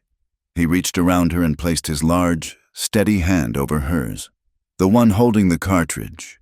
His skin was warm and rough against her own. "Breathe," he commanded, his voice a low rumble in her ear. "Stop fighting it. Feel the shape of it. Now! Guide it home." His hand enveloped hers. his strength becoming her own. He didn't do it for her. He simply held her hand steady, forcing her own fingers to do the work. The cartridge slid into the cylinder with a soft, metallic click. One. He let her go. Again, he said. She did it again, her hand still trembling, but less so now. Click, and again. Click. She loaded all 6 chambers, the simple, repetitive task a mantra against her panic. Now, he said, you learn to hold it. He made her stand and extend her arm. The gun pointed at the far wall of the cabin. The weight was immense. Her arm shook, the barrel wavering wildly. It's too heavy, she gasped. Your arm is strong enough, he said. It's your fear that's heavy. Let it go. He stood beside her, not touching her now, but his presence was a solid, grounding force. Find your balance. Plant your feet. Become a part of the floor. You are the rock. The gun is just a tool. She cried. She cried from fear, from rage, from the sheer, overwhelming terror of it all. But she did not lower the gun. She held it, her muscles screaming, her tears blurring her vision until the shaking began to subside, replaced by a deep, burning ache. She held it until the barrel was no longer wavering, but held in a steady, determined line. She was not running. For the first time in her life, she was planting her feet, and in her hand, she held not just a gun, but the terrible, beautiful, and undeniable weight of her own freedom. The 2 days that followed Caleb's visit were the quietest Mercy had ever known. It was not the empty, fearful silence of her past, nor the peaceful, solitary silence she had first found in Jedediah's cabin. This was a new quiet, a silence that was coiled, taut, and listening. It was the heavy, breathless stillness that falls over the prairie just before the lightning strikes. The air itself seemed to watch and wait. Every sound was magnified. The creak of a floorboard, the distant cry of a hawk, the buzz of a fly against the window pane, each was a potential harbinger, a sign. Mercy found she could not rest. She would sweep the already clean floor, her movements stiff and jerky. She would stare out the window for long stretches, her gaze fixed on the endless, empty horizon, her heart a frantic drum against her ribs. The Colt revolver, which Jedediah had cleaned and reloaded, lay on the mantelpiece of the hearth. It was no longer just a gun. It was a cold covenant, a silent testament to the decision that had been made. We will not run again. Jedediah was a shadow of quiet readiness. He did not go out on his usual long rides. He stayed close to the cabin, his tasks all within sight of the door. He mended a harness with slow, deliberate stitches, his rifle always within arm's reach. He sharpened his axe, the rhythmic scrape of the whetstone a grim, steady heartbeat in the tense air. He said little, but his presence was a constant, calming weight. He had sent Caleb on a series of make-work errands in the barn, organizing ropes, sorting old tools, keeping the boy close. But out from underfoot, he was a man preparing for a siege, his quiet vigilance a fortress around their small, fragile world. The end of the waiting came in the late afternoon of the second day. The sun was a hot weight, beating down on the dry, thirsty land. A low haze of heat shimmered over the plains, distorting the horizon. Mercy was drawing water from the well when she saw them. At first, they were just 3 dark specks, wavering in the heat haze. But they were not mirages. They grew steadily larger, resolving themselves into 3 riders, moving not with the urgency of lawmen, but with the slow, arrogant swagger of men who believe they have all the time in the world. Her blood ran cold. The bucket slipped from her numb fingers, splashing water onto the dusty ground. She stood frozen, a statue of pure dread. As they drew closer, they were exactly as Caleb had described them. They wore range clothes, but their boots were tooled leather, and the silver conchos on their belts glinted in the harsh sunlight. They were not cowboys. They were hunters. Jedediah emerged from the barn, a length of rope in his hand. He had seen them too, His eyes met Mercy's across the yard, and in that single, fleeting glance, a silent message passed. "Go inside. Do as we planned." Mercy's legs, stiff and uncooperative, finally obeyed. She stumbled back into the cabin, her breath coming in ragged, painful gasps. Her gaze flew to the mantelpiece, to the gun. The riders came to a stop about 30 yards from the cabin, fanning out in a loose, intimidating semicircle. The man in the middle, a burly figure with a scarred lip that twisted his mouth into a permanent sneer, leaned forward on his saddle horn.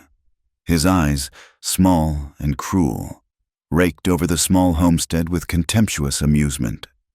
He did not address Jedediah, who now stood silently by the corral, making no move, his presence as solid and unyielding as a granite boulder. The man's gaze was fixed on the dark rectangle of the cabin door. He cleared his throat and called out, his voice a harsh, grating sound that violated the afternoon's quiet. "Mercy."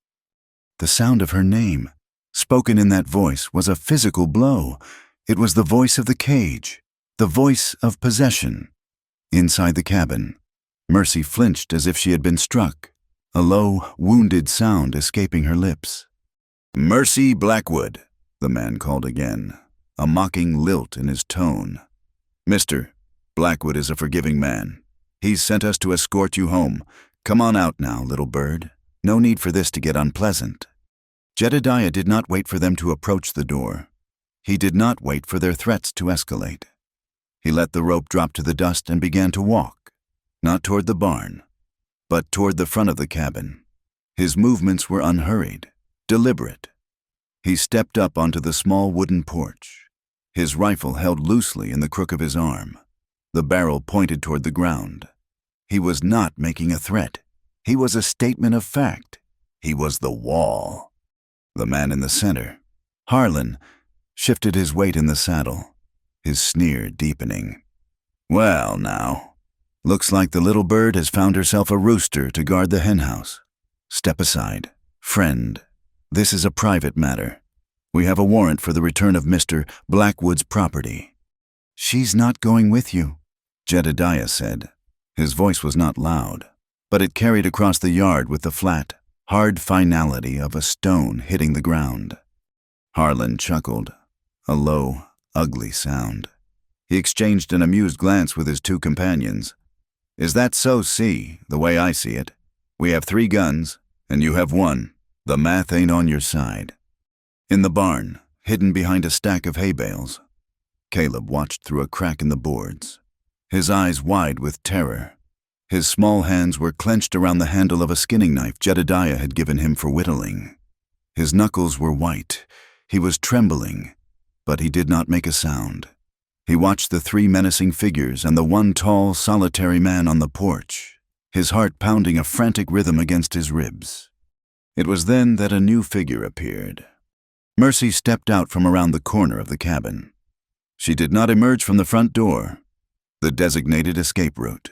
She came from the side, a flanking maneuver she hadn't even realized she was making. The sun was at her back, making her a dark, half-blinded silhouette. In her right hand, she held the Colt revolver. The 3 men turned their heads, their surprise evident. Harlan's sneer faltered for a fraction of a second. This was not the timid, broken creature he had been sent to retrieve. Mercy's hand was shaking. She could feel the tremor starting in her shoulder and traveling all the way down to her fingertips. The gun felt impossibly heavy, an alien weight that threatened to pull her to the ground. She took a step forward, the soft dust muffling her footfall. Her eyes were fixed on the men, on the glint of the sun on their gun belts, on the cruel set of their mouths. "I am not his property," she said. Her voice was thin, reedy, almost carried away by the breeze. But it was clear. Harlan's surprise curdled into angry disbelief. He laughed, a short, sharp bark. "You hear that, boys? The little bird has learned to squawk." He turned his attention back to Jedediah, his eyes hardening into chips of ice. "You put this foolishness in her head. That was your mistake." He slowly, deliberately, began to raise the pistol that was holstered at his hip. Last chance. Step aside. Jedediah didn't move. His body was braced, his gaze locked on the man, ready for the inevitable explosion of violence. But he was not the one they had underestimated. Mercy saw the movement. She saw the man's hand go to his gun. She saw the barrel begin to lift, to point toward Jedediah, toward the man who had given her shelter, the man who had given her safety, the man who had shown her a kindness she had never known, the man who was standing between her and the hell she had escaped. Something inside her shifted. The trembling in her hand did not stop, but it was no longer born of fear alone. It was now infused with a cold, clear rage, a lifetime of being silent, of enduring, of being small and invisible, coalesced into a single, sharp point of action. The world seemed to slow down. The buzz of the insects faded. The heat of the sun on her face disappeared. There was only the man on the horse, the rising black arch of his pistol, and Jedediah, standing tall and unmoving on the porch. Jed's voice echoed in her mind, a calm command from their hours of practice. Breathe, plant your feet. You are the rock. She did not aim for his heart. She did not aim for his head. She aimed for the threat, the hand, the gun. With a sound that was half sob, half war cry, she raised the Colt with both hands, the way Jed had shown her, to steady its terrible weight. And she was the first to fire. The explosion of the shot was a deafening crack that shattered the afternoon stillness. The gun kicked in her hands, a violent, living thing, the force of it jarring her all the way to her shoulder. A cloud of acrid gray smoke billowed in front of her. Harlan screamed, a high, thin sound of pure shock and pain. He dropped his pistol, clutching his right arm. A dark stain of red was already spreading through the sleeve of his shirt, just below the elbow. The shot had not been perfect. It had not been clean, but it had been enough. The other two men stared, their jaws slack with disbelief. They had come expecting a frightened girl. They had found a firefight. Harlan stared at his bleeding arm, then at Mercy, his face a mask of stunned fury and, for the first time, a flicker of genuine fear. The fight had gone out of him. "Let's go," he snarled at his companions, wheeling his horse around in a spray of dust. "It ain't worth this." They did not need a second command. In a chaotic scramble of hooves and curses, the three men spurred their horses and fled, galloping back the way they had come, leaving nothing behind but a cloud of dust and the ringing silence of the aftermath. Mercy stood, the heavy revolver still extended, her arms trembling with the strain. The world came rushing back in a dizzying wave, the heat, the smell of gunpowder, the sudden, overwhelming silence. The gun in her hand suddenly weighed 1,000 pounds. She lowered it slowly, her fingers numb, and stared at the empty space where the men had been. She had not run, she had stood her ground. She had fired the first shot. Jedediah stepped off the porch. He walked to her, his own rifle now lowered. He stopped in front of her, his tall frame blocking the harsh sun. He looked not at the retreating riders, but at her face, at the tear tracks that cut clean paths through the dust on her cheeks, at the fierce, terrified, and triumphant light that blazed in her eyes. Without a word, he gently took the heavy Colt from her hands. His fingers brushed hers, and in that small, simple touch, she felt the entire world settle back onto its axis. The battle was over, and she had won. The dust settled. The ringing in Mercy's ears slowly subsided, replaced by the vast, humming silence of the plains. The three riders were gone, swallowed by the shimmering heat haze from which they had emerged. She stood in the oppressive sunlight, the empty space where they had been a testament to the impossible thing she had just done. The world felt strangely fragile, as if it might shatter at the slightest sound. Jedediah took the Colt from her nerveless fingers, his own hand steady and warm. The transfer of weight was a release, and a shudder racked her entire body as the last of the adrenaline began to drain away, leaving a hollow, trembling weakness in its wake. From the barn, a small figure emerged, blinking in the bright sunlight. Caleb ran toward them, his face pale beneath his freckles. The small skinning knife still clutched in his hand. "Did you get him? Jed, did you get him?" he panted, his eyes wide with a mixture of terror and awe. Jed didn't answer. His gaze was still on Mercy, a look of profound, unreadable gravity in his slate-gray eyes. He seemed about to speak when a subtle shift occurred in his posture. He swayed, just for a second, a barely perceptible movement, and his left hand came up to grip his right shoulder. It was a small, instinctive gesture of pain, one he immediately tried to suppress. Mercy's eyes, sharpened by a new and fierce attentiveness, caught the movement, and then she saw it. On the dark blue chambray of his shirt, just below the shoulder, was a patch that was even darker. It wasn't a shadow. It was wet. "Jedediah," she breathed, her voice a thin thread of sound. He shook his head. A minute, dismissive gesture. "It's nothing. A scratch." But even as he spoke, his face was losing its color, a gray pallor spreading beneath his tanned skin. The events of the last few minutes, a chaotic blur in Mercy's mind, began to reassemble themselves with horrifying clarity. In the scramble of the men's retreat, as they wheeled their horses in a panic, the third rider, a wiry man with a desperate, feral look, had passed dangerously close to the porch. In a final, spiteful act of malice, he had leaned from his saddle, a blade flashing in his hand, a quick, vicious slash in the chaotic moment before he galloped away. It had happened in a heartbeat, an act of violence so swift and silent it had been lost in the thunder of her own gunshot. "You're hurt," she said, the words no longer a question but a statement of terrifying fact. She took a step toward him, her own exhaustion forgotten. He tried to straighten up, to push away the weakness that was suddenly assailing him, but a wave of dizziness washed over him. He staggered, his weight shifting, and for the first time since she had met him, the unshakable rock of Jedediah Monroe faltered.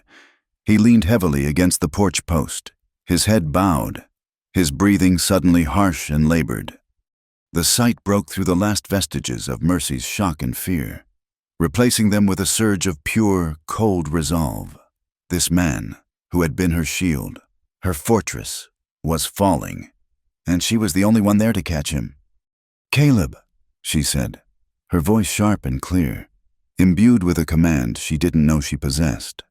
"Get the water bucket, the clean one from inside, and bring the whiskey from the shelf. Now." The boy, shocked into obedience by her tone, dropped his knife and ran to do as he was told. Mercy moved to Jed's side. She put a hesitant hand on his uninjured arm. "We need to get you inside," she said. He nodded, pushing himself off the post, his pride at war with the pain that was radiating through his shoulder and down his arm. He leaned on her, his weight immense, a solid, crippling burden that she accepted without flinching. Together, in a slow, agonizing procession, they made their way into the cool dimness of the cabin. He sank onto the edge of his cot, his head falling into his hands, a low groan escaping his lips. The facade of invincibility had crumbled, leaving only a man, wounded and in pain. For the next few hours, the cabin became a field hospital. Mercy moved with a focused, desperate energy, her actions guided by a long-dormant instinct. She cut away the blood-soaked fabric of his shirt with a pair of shears she found in his tool chest. The wound was a clean, deep slice, a bloodless white at its center, its edges gaping and weeping a steady, crimson flow. The sight of it made her stomach churn, but she pushed the feeling down, her jaw set in a hard, determined line. Caleb returned, his face a mask of frightened worry, his hands trembling as he set down the requested items. "I need clean rags. Caleb," Mercy commanded gently. "From the chest. Tear them into strips, and keep the fire hot. We need to boil water." She poured a generous amount of whiskey onto a clean cloth, the sharp, alcoholic scent filling the small room. Jedediah tensed as she approached him with it. "This is going to hurt," she said softly. "Just do it," he rasped through gritted teeth. The cleansing of the wound was a brutal, intimate act. He hissed in a sharp breath of agony as the whiskey stung the raw flesh, his entire body going rigid. But he did not cry out. Mercy's hands were steady, her touch surprisingly sure as she cleaned away the blood and grime, her mind a blank slate of pure focus. She worked by the light of the lantern, her face a mask of concentration, oblivious to the tears that were now silently streaming down her face. Tears not of fear, but of a fierce, protective empathy. She stitched the wound closed using a fine needle and thread from her own small mending kit, her movements small and precise. It was a clumsy, amateurish job, but it was the best she could do. She packed the wound with a poultice of yarrow leaves that Caleb, on her instruction, had gathered from the creek bank, a piece of folk medicine the boy had learned from his grandmother. Then she bandaged it tightly with the clean strips of cloth. When it was done, she was trembling with exhaustion. Jedediah lay back on the cot, his face pale and slick with sweat, his eyes closed. He had lost a significant amount of blood, and a fever was already beginning to kindle in his veins. The days that followed blurred into a sleepless, anxious vigil. The world shrank to the four walls of the cabin, to the man lying on the cot. Mercy did not think about running. The thought never even entered her mind. The men might come back. Silas Blackwood might send others.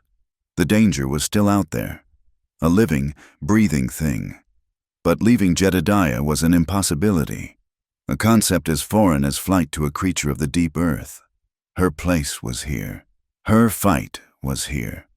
The shadow she had been was gone, burned away in the flash of gunpowder. A new person stood in her place, a person defined not by flight, but by fierce, unwavering loyalty. She became his guardian, his nurse, his anchor to the world. She tended the fire, boiled the water, changed his bandages with a religious devotion. His fever climbed, a raging, consuming heat that left him weak and delirious. He would thrash in his sleep, muttering names she didn't know Elias. Sarah, his mind wandering through the lost landscapes of his past. During these episodes, she would sit by his side, bathing his forehead with cool, damp cloths, her presence a constant, soothing weight in his fevered dreams. Caleb was her silent, devoted partner. He took over the outdoor chores, feeding the horse, chopping wood with a grim determination that was far beyond his years. He would sit for hours by the fire, whittling a piece of wood into a shapeless form, his quiet presence a comfort to them both. He was a child forced to stand guard at the gates of an adult world of pain and fear, and he did so with a simple, heartbreaking courage. Mercy cooked, not for herself, but for Jedediah. She made thin broths from the last of the dried meat and a watery gruel from ground cornmeal, trying to coax him to take a few spoonfuls. Most of the time he refused, his body too consumed by the fever to accept nourishment. In the quiet hours of the night, when Caleb was asleep on his makeshift bed by the fire, and the only sounds were the crackle of the embers and the rasp of Jedediah's breathing, she would allow her own exhaustion to wash over her. It was in these moments that she truly understood the depth of the change within her. She was not afraid, worried, yes, terrified of losing him, absolutely. But the old, familiar, paralyzing fear of her past was gone. She had faced her ghosts and had not been consumed. One evening, she found one of his books on the shelf, the one with the worn cover, Leaves of Grass. She sat in the stool by his cot and by the soft, flickering light of the lantern. She began to read to him.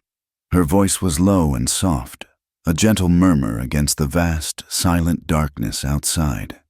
She didn't know if he could hear her, if the words were penetrating the fog of his fever, but it didn't matter. The act of reading, of filling the sick room with the beautiful, powerful words of a poet, was as much for her as it was for him. It was an act of hope, a defiance against the encroaching darkness. The fourth night was the worst. The fever reached its peak, a terrifying, malevolent heat that seemed to be burning him up from the inside. He was no longer muttering, but lay unnervingly still, his breathing shallow, his skin burning to the touch. The yarrow poultice was failing. The wound, when she checked it, was angry and inflamed. Despair, cold and sharp, pierced through Mercy's exhaustion. She had done everything she knew how to do, and it was not enough. She knelt by the side of his cot, her face buried in the rough blanket, and for the first time since the ordeal began, she prayed. They were not words, but a raw, silent plea sent out into the darkness. She felt a movement. His hand, which had been lying limp by his side, twitched. She looked up. His eyes were closed, his face still flushed with fever, but his hand was restlessly moving on the blanket, as if searching for something. Without thinking, she reached out and took it. His hand was large, rough, and burning hot. His fingers, surprisingly, closed around hers, a weak but definite grip. It was the first time they had touched since the night of the storm, and the contact was a jolt, a current of connection that ran straight to her heart. She held his hand, her small one enveloped in his. She looked at his face, at the lines of pain etched around his mouth, at the stark vulnerability of this strong, silent man who had been her salvation. And in the deep, profound stillness of that moment, with his life held precariously in the balance, she finally spoke the truth that had taken root in the ashes of her old life. Her voice was a whisper, a secret shared only with him and the shadows. "I'm not afraid anymore. Jedediah." She looked down at their joined hands, at the startling contrast of his weathered skin against her own. Not of the memories, not of the running." A single tear traced a path down her cheek and fell onto his hand. "I was a shadow for so long, just a reflection of what someone else wanted me to be. Empty." She squeezed his hand, pouring all of her newfound strength, her gratitude, her desperate hope, into that simple gesture. "Now," she whispered, her voice thick with emotion. "Now I want to be my own light." She didn't know if he heard her. She didn't know if he would even survive the night. But she had spoken her truth into existence. She had claimed her own soul. And as she knelt there, holding the hand of the man who had shown her the way, she knew, with an unshakable certainty, that she would never be a shadow again. The night of the fever was a turning point, a dark nadir from which the world could only ascend toward the light. And it did. The fever broke in the pre-dawn hours, leaving Jedediah weak, drenched in sweat, but alive. The angry inflammation around his wound began to recede, and the color slowly returned to his face. The crisis had passed. The weeks that followed were a time of quiet healing, not just for Jedediah's body, but for the very soul of the small homestead. The oppressive, watchful silence was replaced by a new, more gentle quiet, one filled with the sounds of recovery and nascent life. Mercy learned the geography of Jedediah's pain, knowing when to bring him a cup of willow bark tea for the ache, when to help him sit up, and when to simply let him rest. He was a difficult patient only in his stubborn refusal to admit weakness, but he accepted her care with a silent, profound gratitude that was visible in the way his eyes would follow her as she moved about the cabin. As Jedediah's strength returned, so did the world outside. The sun seemed less harsh, the sky a softer, more benevolent blue. And with the return of normalcy came the return of Caleb, who had been a small, somber shadow during the dark days, but who now burst forth again in a riot of freckles and unrestrained joy. His laughter, which had been absent for too long, once again echoed across the yard.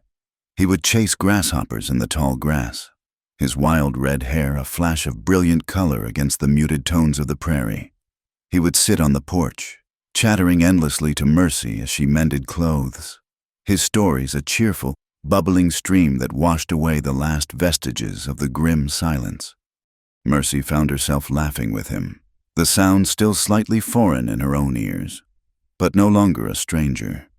She had become the quiet, steady heart of their small, unlikely family.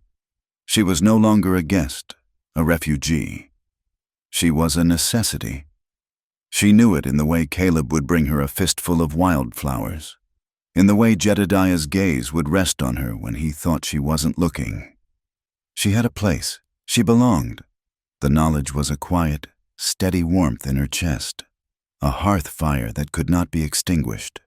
One afternoon, as the sun began its long, slow descent, painting the western sky in strokes of rose and gold, Mercy took a walk, something she now did every day.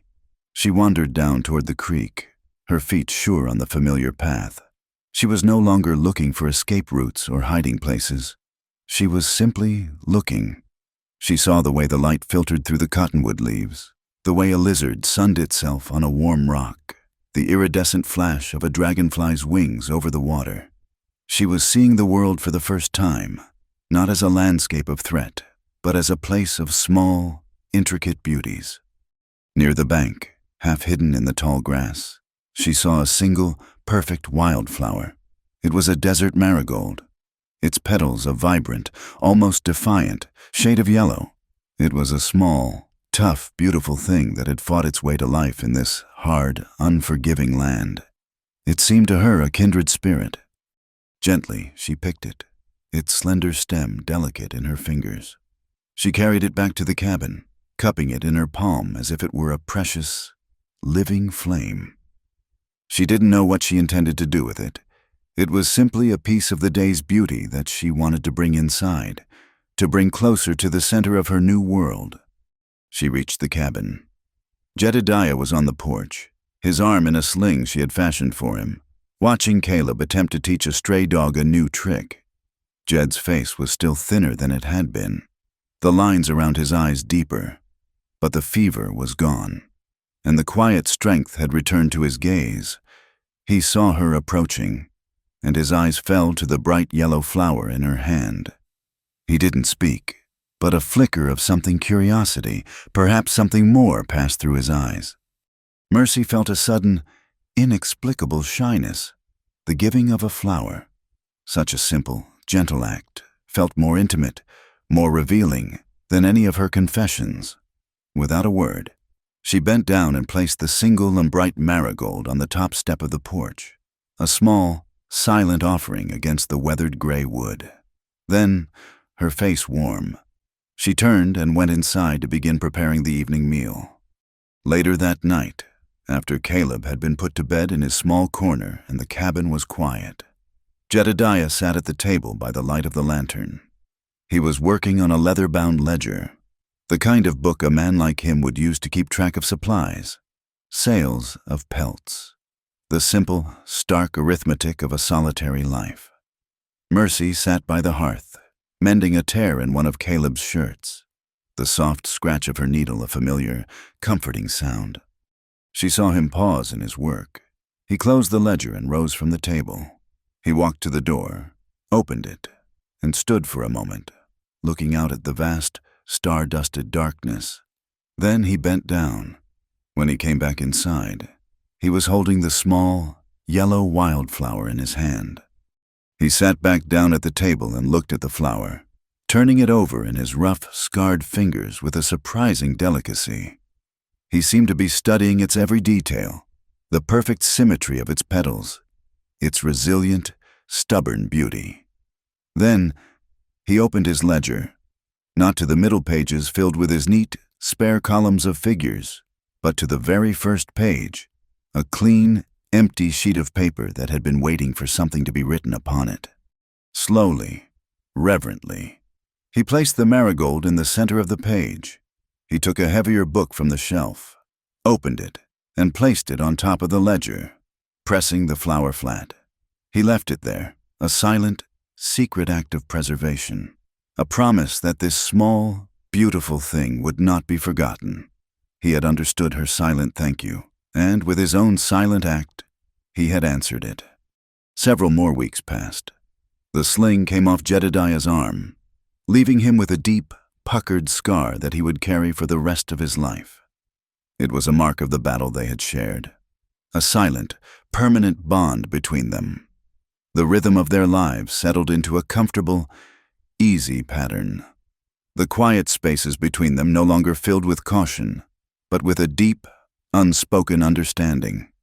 One evening, as the sun bled its final, glorious colors across the horizon, they stood together on the small rise behind the cabin. The prairie was bathed in a soft, golden light, and a gentle breeze, cool and smelling of dust and distant rain, whispered through the tall grass. Caleb was down by the corral, his small form silhouetted against the vibrant sky.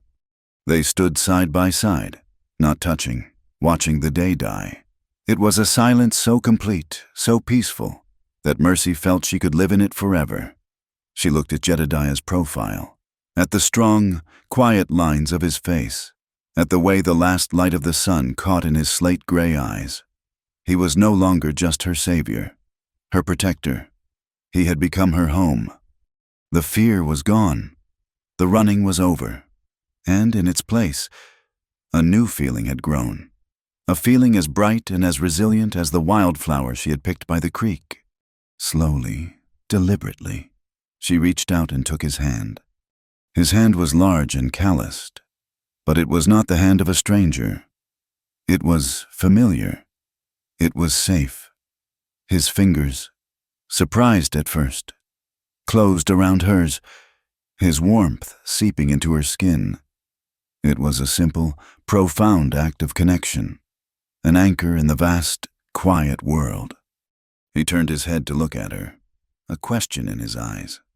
She looked up at him, her own eyes clear and steady in the fading light, the final wall inside her, the last shadowy remnant of the girl who used to hide, crumbled to dust. "I used to hide myself from the whole world," she said, her voice quiet but strong, a sound that was entirely her own. "I thought if I was small enough, if I was invisible enough, then no one could hurt me." She looked down at their joined hands. "But now, when you touch me, I don't want to hide anymore." Jedediah did not speak. His language was not one of words, but of profound and simple truths. He looked at her for a long, heart-stopping moment, his gaze holding all the unspoken weight of their shared journey, the storm, the fear, the blood, the healing. Then he leaned down. He did not kiss her lips. He gently, reverently, pressed his lips to her forehead. It was a kiss that held no passion, but something far deeper, a promise of protection, a seal of profound respect, an anointing of her newfound soul. He then squeezed her hand, a single, firm pressure that said everything his words could not. "I know. I am here. You are not alone." A soft breeze swept over the prairie, rustling the grass around them, as gentle and as full of hope as a whispered promise. And for the first time, standing on that small hill in the vast, beautiful wilderness, Mercy was no longer a girl on the run. She was a woman who had faced her own darkness and had walked into the light, a woman who knew, with the certainty of the rising sun, that she was loved. Thank you for listening to our story. We'd love to know where in the world you're tuning in from, so please leave a comment below to say hello and share your thoughts. If you enjoyed this tale, please subscribe to our channel, Wild West Stories 1850. Give this video a like, and consider hitting the hype button to help this story reach more listeners.